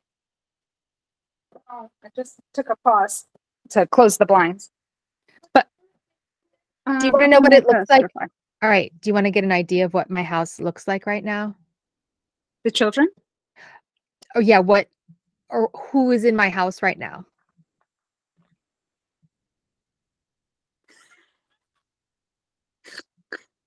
Evie, go get me my shoes. Hand me my shoes, my boots. What? Hand me my boots. Just hand me my boots. It's very necessary. I'm going to show you my everyday shoe, and we're not going to talk about it. Okay.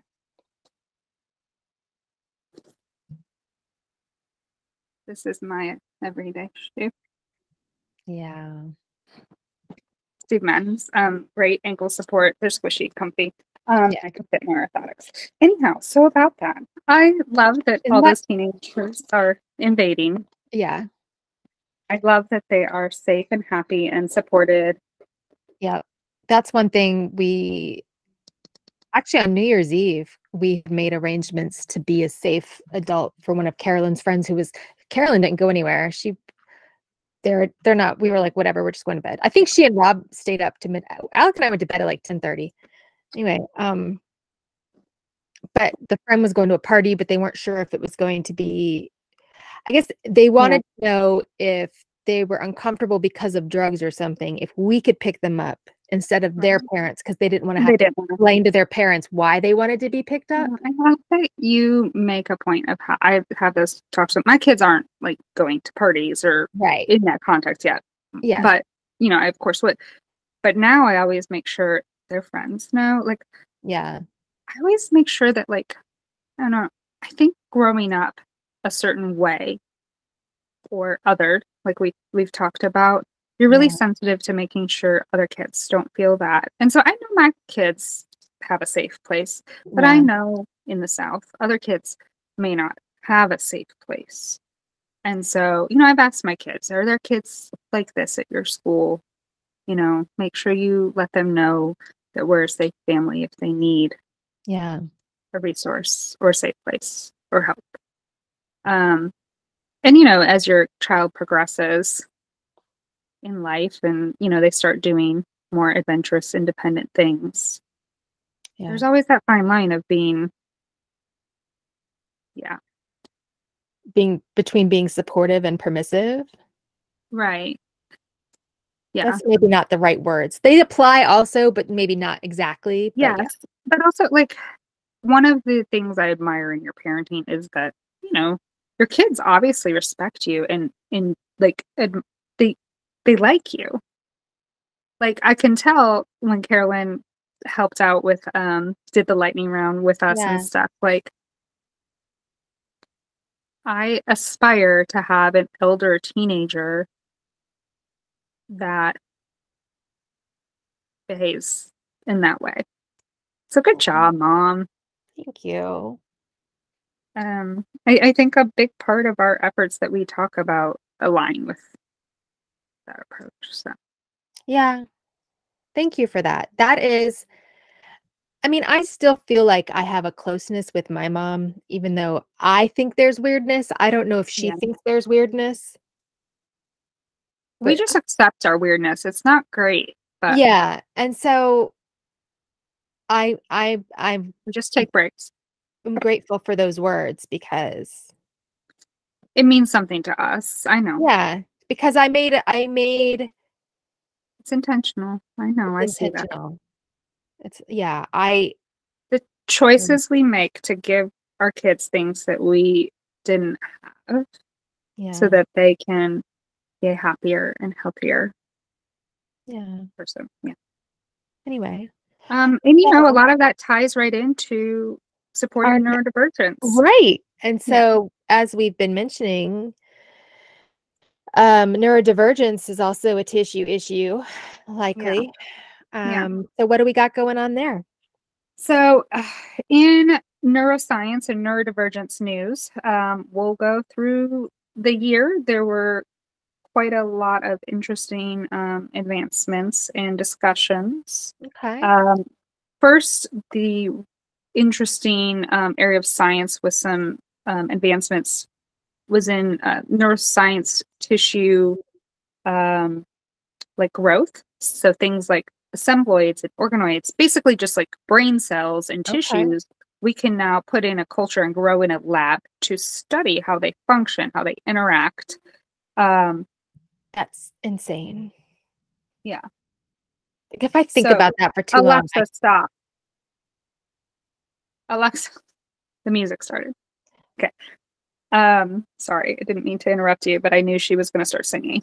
Oh, no, you're fine. I was just sitting. How many hours later are we doing this? Oh my God, it's 6 o'clock. I'm going to have to edit some of this. Justin Bieber. I don't know what's happening anymore. Yeah. I had put. It's like Justin Bieber. I'm related to Justin Bieber. Stop, Evie. Huh? Oh, yeah. She said Justin. Cut that out, she says. I muted Alexa for 5 hours. Anyhow. Do it again, Mom. When I said Alexa. Okay. Okay. So I'm just trying to be helpful here. Okay. The point was not to have to do a lot of editing, but this is insane. Okay. Autism Research News did a great article actually reviewing the developments from 2022 in autism. Okay. So I'll summarize some of the information. I'm adding some other neurodivergent news and developments. Okay. But I just wanted to credit Autism Research News for the article, which I'll link, of course, and the idea for like this whole thought process, this whole episode really. And, you know, we expanded it to neurodivergence and hypermobility. So in November is when the last kind of big publication on the lab techniques were published to grow brain tissues. That's where my brain started malfunctioning, when I started really thinking about growing brain tissues and then observing how it's cool and gross all at the same time. It's hard to contextualize, right? So I'm going to try to simplify it. So this is a complex lab technique, and it's happening in multiple labs, multiple different types of cardiac tissues, brain tissues. And basically what they're doing is they're taking those parts and growing them in a lab culture and then seeing how they interact, how they function. And it's getting us closer to understanding the cellular function within the brain tissue of autism, and which means we are getting closer to the possibility of useful drug screens and tissue evaluations, that sort of thing, once we see how certain cell types are affected in autism spectrum disorder. And with, you know, how certain genetic variants, because now multiple genetic variants are identified with ASD and neurodevelopmental disorders. So a team announced at a medical conference called Neuroscience in 2022 that they were able to model how two particular brain areas grow and to replicate the two brain areas connecting. So not only did they grow this tissue type and tissue type A and B, they then were able to replicate how they function together. So they had also grown these tissues with a particular deletion known to be associated with autism.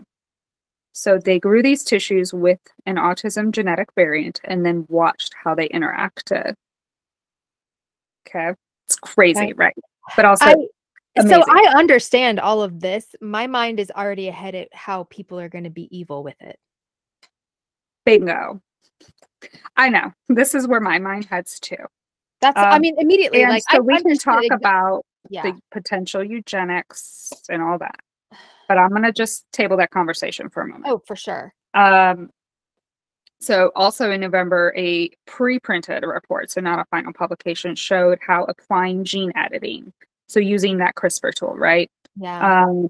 With those particular, with these, it was assembloids, to reveal which genes linked to autism can help direct development of interneurons. So the idea is we can use gene editing to affect development while it's happening in your brain. So autism is marked by inappropriate brain cell development, meaning it overgrows. The glial cells that are supposed to prune the neuron structure don't do that, or they do it inappropriately. And that's why it's so connected, because there's so many. That's why it's so enmeshed and complicated and complex, rather than having these focused branching and more directed brain flows. Oh, wait, it almost literally mirrors our thoughts, right? Yes, it does. So, but the idea is, can we gene edit to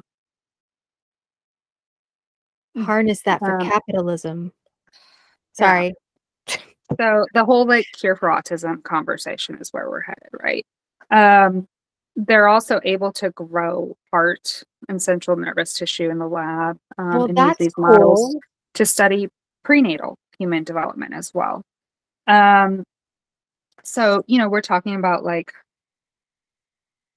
the ethics of gene editing, ableism, eugenics, all that. And we're going to table the whole like conversation, because this will be a very big squirrel conversation. Let's just, we agree. Like, the neuropsych. Hey, we brought it up. This is a concern for those of us in the community. Yeah. So you want me to just skip ahead to my little bit now? Yeah. All right. So in October, now we're kind of moving on to like neuropsychiatric genetics. So in October of 2022, the American Society of Human Genetics conference, there's an unpublished work that was shared.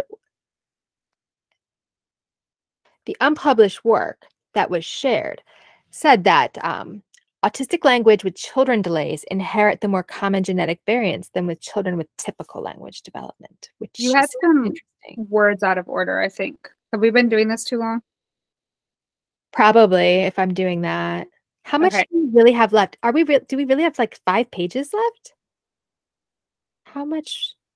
Not really. No, it's like 2. Because those are all notes after that. Oh, okay. Yeah, it's really not a lot. Oh. Shoot. I'm not done yet. I'm not. Okay. Yeah, that's telling you, hey, don't publish this. I didn't finish I wasn't going to. And now I'm lost at where I'm at. Okay. Neuroscience tissue studies. Neuropsychiatric genetics. Sorry. October. Yeah, I'm really tired. I see it. I have to pee also. I'm really tired. I getcha. I'm going to pee and stand up for a few minutes and have a snack. Okay. This is insane. I don't know what we've done to ourselves. I'm sorry. Yeah, it's okay. I'll just hold it against you for forever. I'm just kidding. That's fair. Okay. I just don't want to do it when I see you. I know. Wait, do what? This.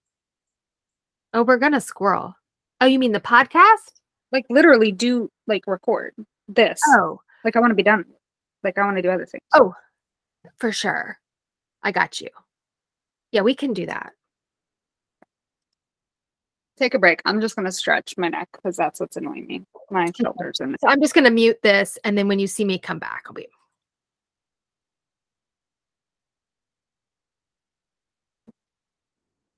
Okay, I'm back. If you're there. I'm here. I posted a stupid TikTok now to the HH account. Oh.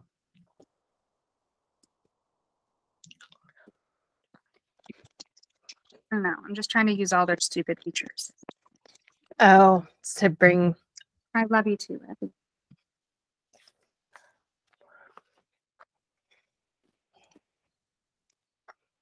Do your kids still randomly do that? Do what? Mommy, I love you. No. No. When does that stop? I mean, I just get it in different ways. Yeah. I get like random memes sent to me or yeah. And neither of my kids I'm not a very huggy autistic. Yeah. And so it's funny how like we're different types of autistics. Huggy, not huggy. Hot, cold. Yeah. Are your kids at all?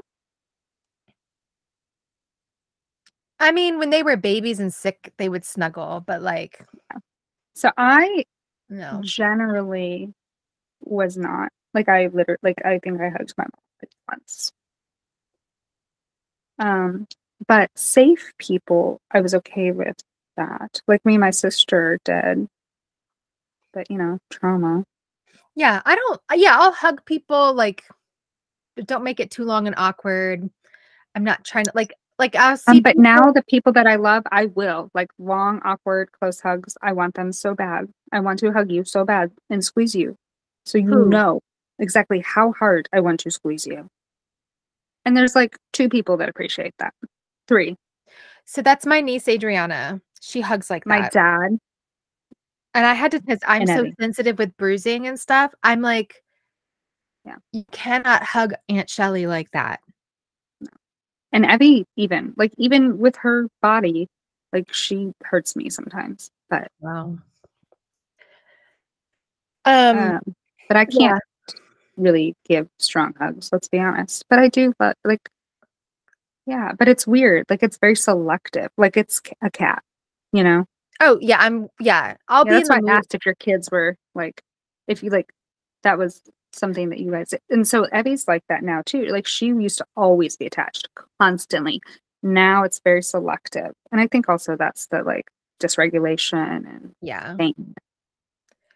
Well, Carolyn would do headbutts when she was a baby. Evie one time knocked me out. Oh. That's not good. It was an accident, but yeah. All right. I'm wording in 3, 2, 1. Wording now. All right. So neuropsychiatric genetics.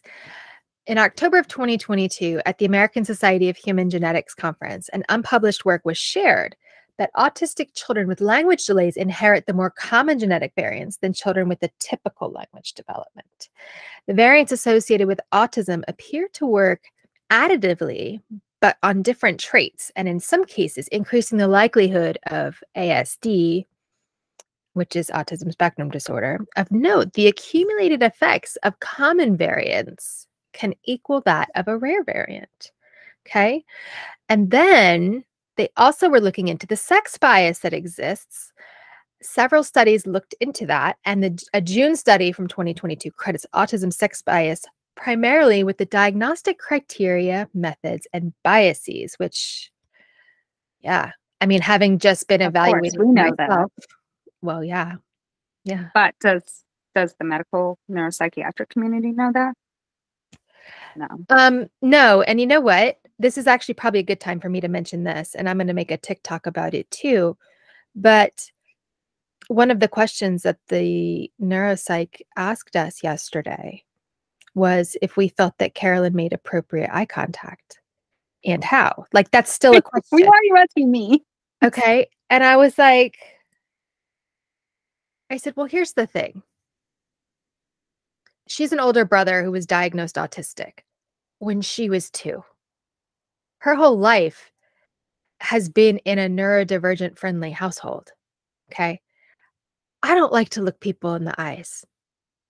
So I'm not going to be, unless she was freaking me out by staring at me, I'm not noticing that shit. Okay. Like right. that's so the answer to that question is, I don't know. You tell me. Well, right. So then I was like, you probably noticed that this time we're doing this chat, I'm knitting and I'm looking like over here and over there. And then I'll glance at you like I'm supposed to. Oh, but am I looking at you or am I looking right here? Oh, I am not looking in your eyes. I realized I don't know people's eye colors. Like, they're really pretty. I don't know my best friend's eye colors.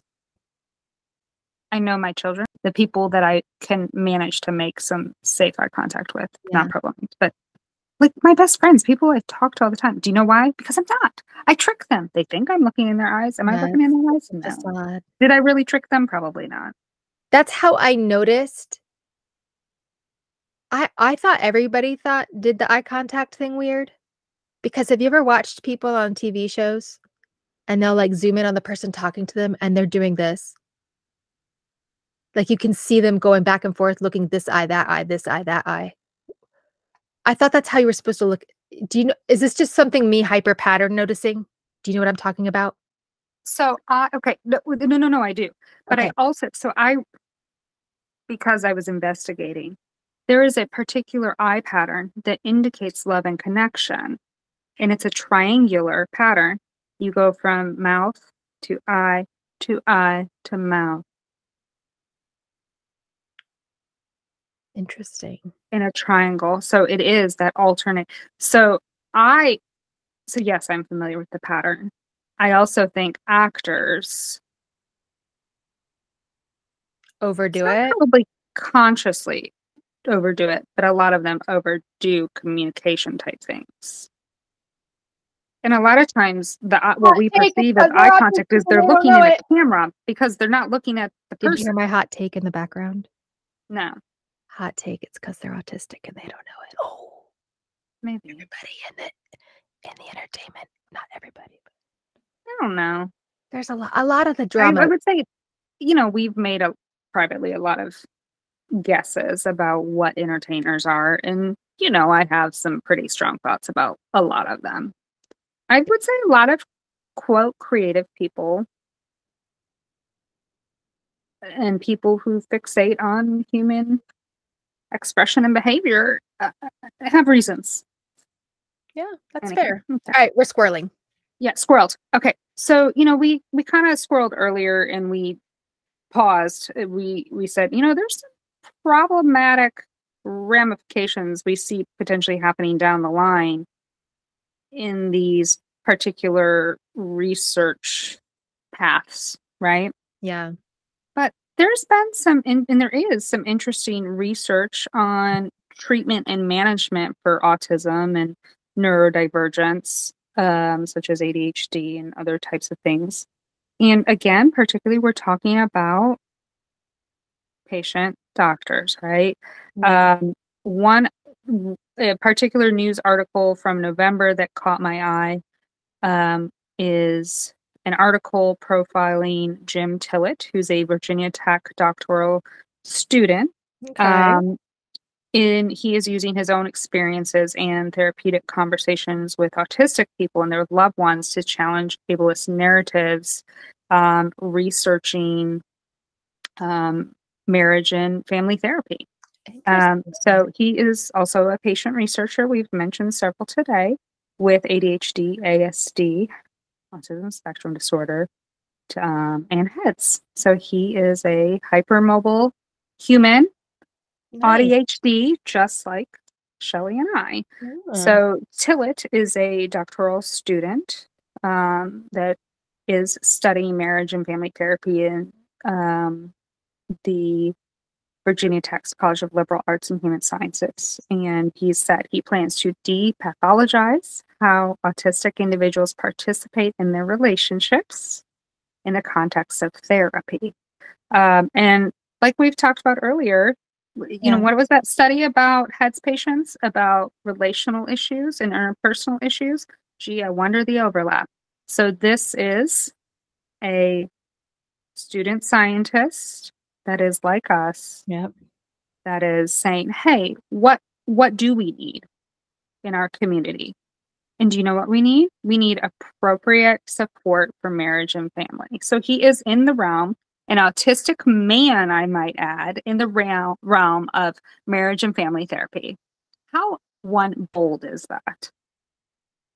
Yeah. I don't know if you know this, but PhD programs also require you to teach or, contribute, like you're working in some way. Yeah. Right? So he's also teaching. And in that article, he talks about managing his disability. And it's like this. I'm going to have to read that. How ironic is it that even though I'm a Virginia Cavalier and not a Virginia Tech Hokie. That's fine. Yeah, it's fine. You can support it because I never bought into that whole I thought it was weird. So anyhow, I haven't seen this particular person in the news, but I would say this particular line of study is just as important as finding the HEDS gene. Or that actually inspires me to send an email I've been meaning to send to Prometheus, or maybe not to Prometheus, but to somebody, because like the genetic thing on the autism markers, which I have quite a few, it comes back as bad and not good. So they have good, bad, because or they're not labeled bad. pathogenic. Because right. Yeah. So that type of language is, and that's so for us, it's hard for us to contextualize and be like, what do you mean by that, right? Like, so let's recontextualize how we think about autism. That's why Shelli and I kind of didn't like that uncomfortable research study we were talking about earlier about the gene editing. right. And like, is this going to take us down? Like, let's just, yeah, get rid of the autistic people. Just because you can doesn't mean you should. Right. And so I was thinking, like, I have often thought about, like, how great would it be to have gene editing to fix my janky hip, right? And then I was like, what's the difference? I would love to have gene editing to fix my physical disability, but my neurodevelopmental disorder, I'm attached to. And it's because it's who I am as a person. Yeah, that's why I like say I'm an autistic person, not I'm a person with. Yes. Because there's no extracting it. You can't. Yeah, and he actually talked about that labeling conversation in that interview too. So I'll link to this article with Jim Tillett, who is studying these things in the aspect of therapy. Nice. But so the final quote I want to say is what he wants to take out of his education and research. He wants to take what he learns and then turn that into ways to educate those involved in autism care, ultimately hoping to change how non-autistic individuals' attitudes towards their autistic loved ones affect their relationships. That would be my favorite path of research happening right now in autism. Yeah. Because that benefits everybody. Yeah. Yeah. It's almost like autistic humans have empathy. I was just going to say that. So, along those lines, in October of 2022, we found out we have a better understanding of how Ritalin and Concerta work, thanks to a study done by Stanford. I'm not going to go too into that. You can read that if you want. We do know in my family, Concerta does not work. No, same. I never tried it. I think Carolyn was on it for like 10 days and she came downstairs and said, I don't think I'm supposed to be hearing these voices. And I was like, let's not take any more of that. No, we're done here. Yeah. Stalisha, which I think is that a company? Is that like a bio? Yeah, it's like a bio company. Yeah. They're based out of Switzerland and they're hoping to define autistic subgroups to design specific treatments for each. And that's interesting. Do they mean subgroups as far as like sensory responses? So the various subtypes, phenotypes of autism. Okay. And then therapeutics, which is a startup venture in Italy, is betting on single treatment instead of trying to identify subset population. So it's kind of the other direction. And they're hoping to find, like I said, one treatment that will help the autistic children who would best respond to them. No, I'm blurred, blah, blah, blah, blah, blah. Words. I'm tired. We gotcha. So they did the inverse. They want to find the best treatment to help the most amount of autistic kids. Yeah. Okay. Well, I mean, that's admirable, but that's not going to work. Yeah. Where are we going with this? Right. Yeah. My same thoughts. Like kind of like the world has already kind of done that, right? Like, let's give everybody this. And obviously that's, yeah. Right. You know what? That might be why I had such a hard time reading that. I don't know. Right. That may be. You're like, what are you talking about? Yeah. Did you talk to an autistic human? My brain did not want to get through that. I was like, what am I reading? It doesn't make sense. All right, let's move on. What do we got next? Okay. So less silly. In December, a woman by the name of Jane Green in England was awarded an MBE, which is the Most Excellent Order of the British Empire. Anyhow, in case you don't know what that is. That's good. Is yes, that when you become like a knight? It's not the same. I don't think he's a knight, but she has been acknowledged by the Empire and got a fancy award and with a ribbon and yeah. But so she was acknowledged for her services and work to neurodivergent hypermobile people in the UK. Her work with the SEDS connective, which is symptomatic EDS connective, improves and actively supports the lives of people with symptomatic hypermobility and EDS and hypermobility spectrum disorder and neurodivergence, primarily autism, ADHD, dyspraxia, and Tourette syndrome, as well as the associated conditions by supporting their families and carers in health, education, social care, employment, and transport accessibility. Do we have anything like that in the States? I don't believe we do. No. So I was just really impressed by that. That's an interesting article if you want to go read about Jane.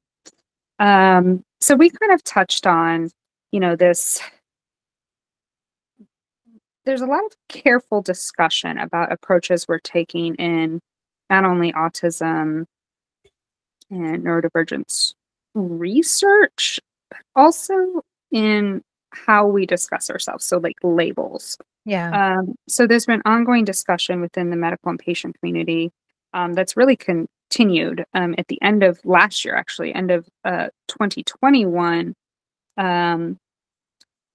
The label, quote, profound autism was defined after being recommended by the committee organized with the Lancet at the end of the year.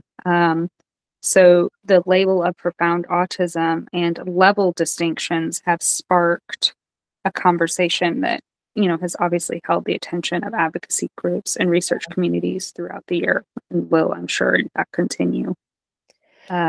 And it's an important conversation, and I'm not going to squirrel us and derail us now. Yeah, I mean, it's important that we're inclusive. Did give $35,000 in a new grant to continue that work. Mm-hmm. Yeah, so I think it's really important that we do speak for those of us in our community that don't have a voice or an ability to have a voice like maybe we do. Right. Even though we struggle too, there's some people that can't get past that struggle, right? And there's some people that have comorbid intellectual disability. And, there are, of course, different experiences. There's different genetic variants.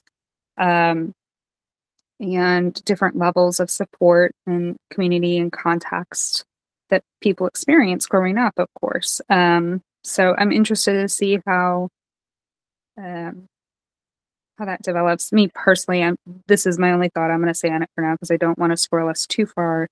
So I just want us to be mindful that we are a community, not just of autistic humans and hypermobile humans, but we also have a community of parents. And people who are trying to support their loved ones. And the world does not always show us kindness. I would like to remind us that it's really important that we show kindness to each other. Yeah. That's my thought on that. So intersectionality and appropriate advocacy have become a really important part of the conversation for autistic people and, the neurodivergent community. And those of us that do speak despite our disabilities, like Shelli and I, we realize that we have a responsibility with it, and I'm not going to tolerate like inflammatory conversations and that sort of thing, but I think it's important that we should discuss how our voices are heard and how we should represent, the community inclusively. How funding is used, and those of us that, the perspective is they're the most affected in certain ways or whatever. Right. Like what are the efforts to support, all of us, but also the particularly devastating disabilities. There's some that are associated with, like we talked about, early death and that sort of thing. Yeah. So, I think another thing that the big elephant in the room is our voices are important, and I don't think people quite realize how many people are lost to suicide. People like me. People like I don't think realize the statistics. Right. And so this yes. And so that is why I use my voice. Yes, people look at me and say, "Oh, you don't look autistic. You don't seem autistic. Oh, I'm so sorry." Like things like that. And it was life-saving information for me. Yes, for us. I'm going to life-saving information. And I wish I'd had it earlier. Yeah. Yeah. I 44 years of knowing that I'm different, not knowing how or why, but also being told that it's my fault that I'm different. It just, yeah. And so that's why I'm still talking. No, I don't.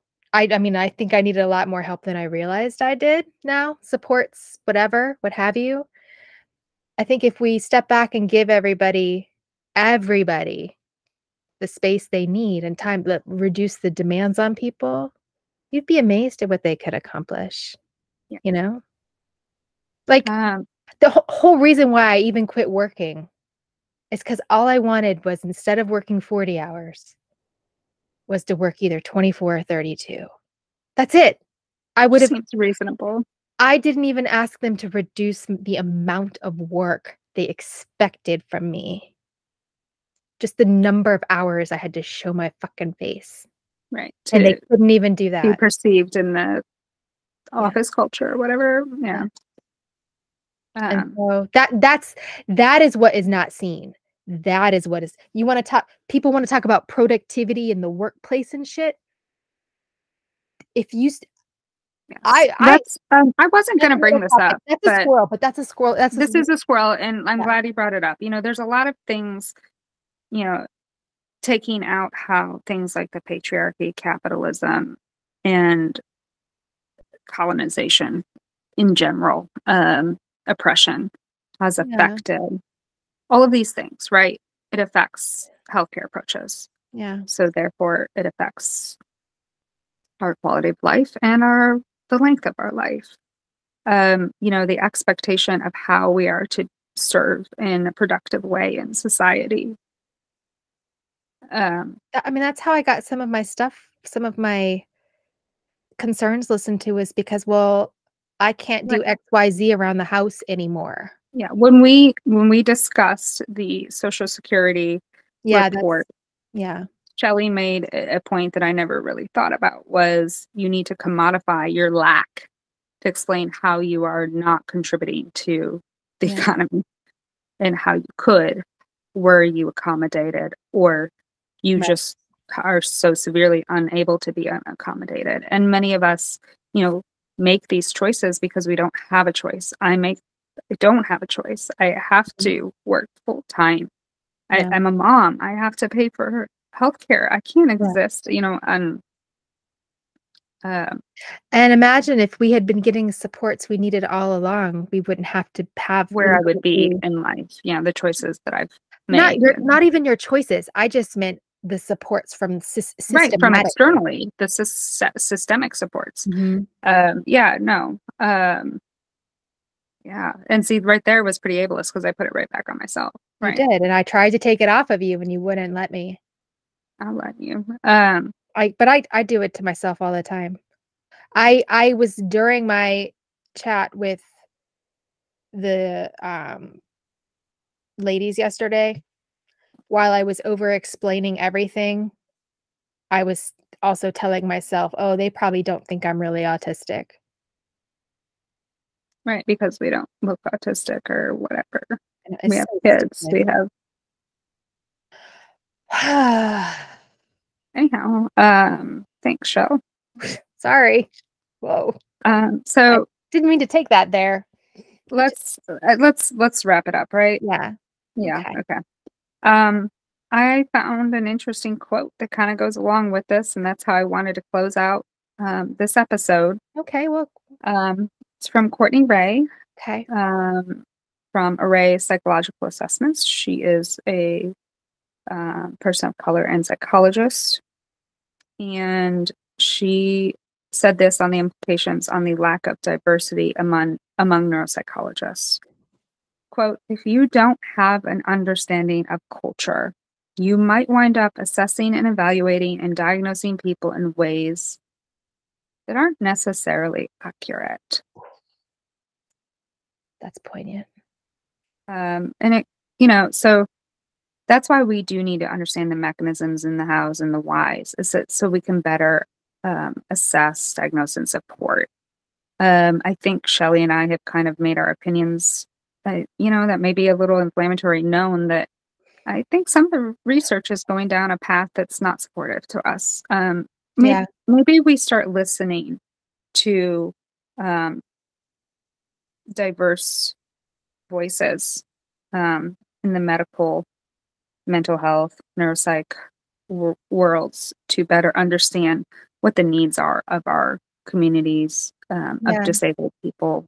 Well, that's just it. Like, they're looking at the connections and they can edit, but like, have they talked to someone whose brain has those connections to see if that's the connection they need to fix? Right.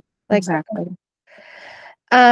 Yeah, so there's a lot going on, and we are so excited that we've been able to help contribute to the context in the community to help build our understanding of each other and the medical research and care and everything that goes into existing as a zebra.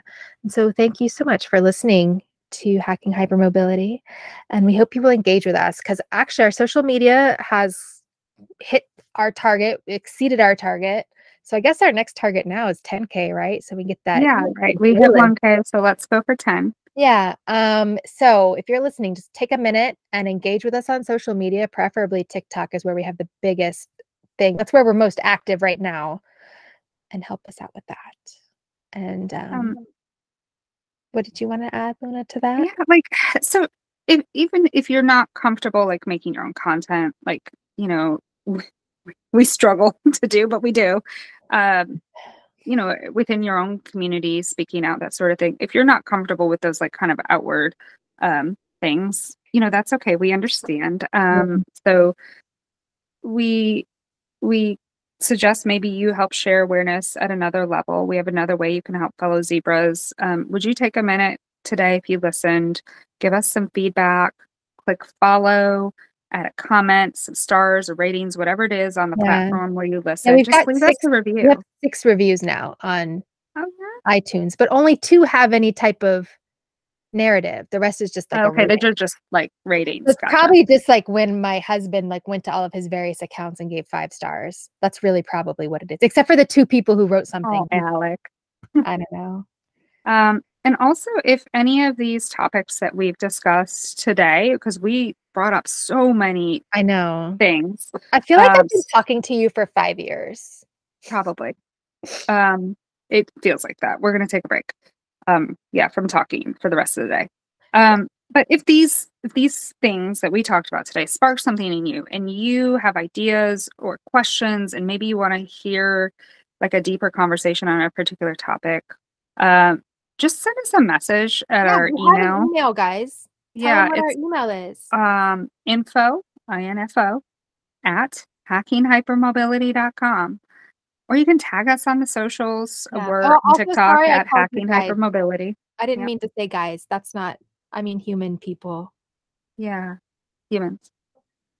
So like, we're working on our second season, super secret squirrel stuff.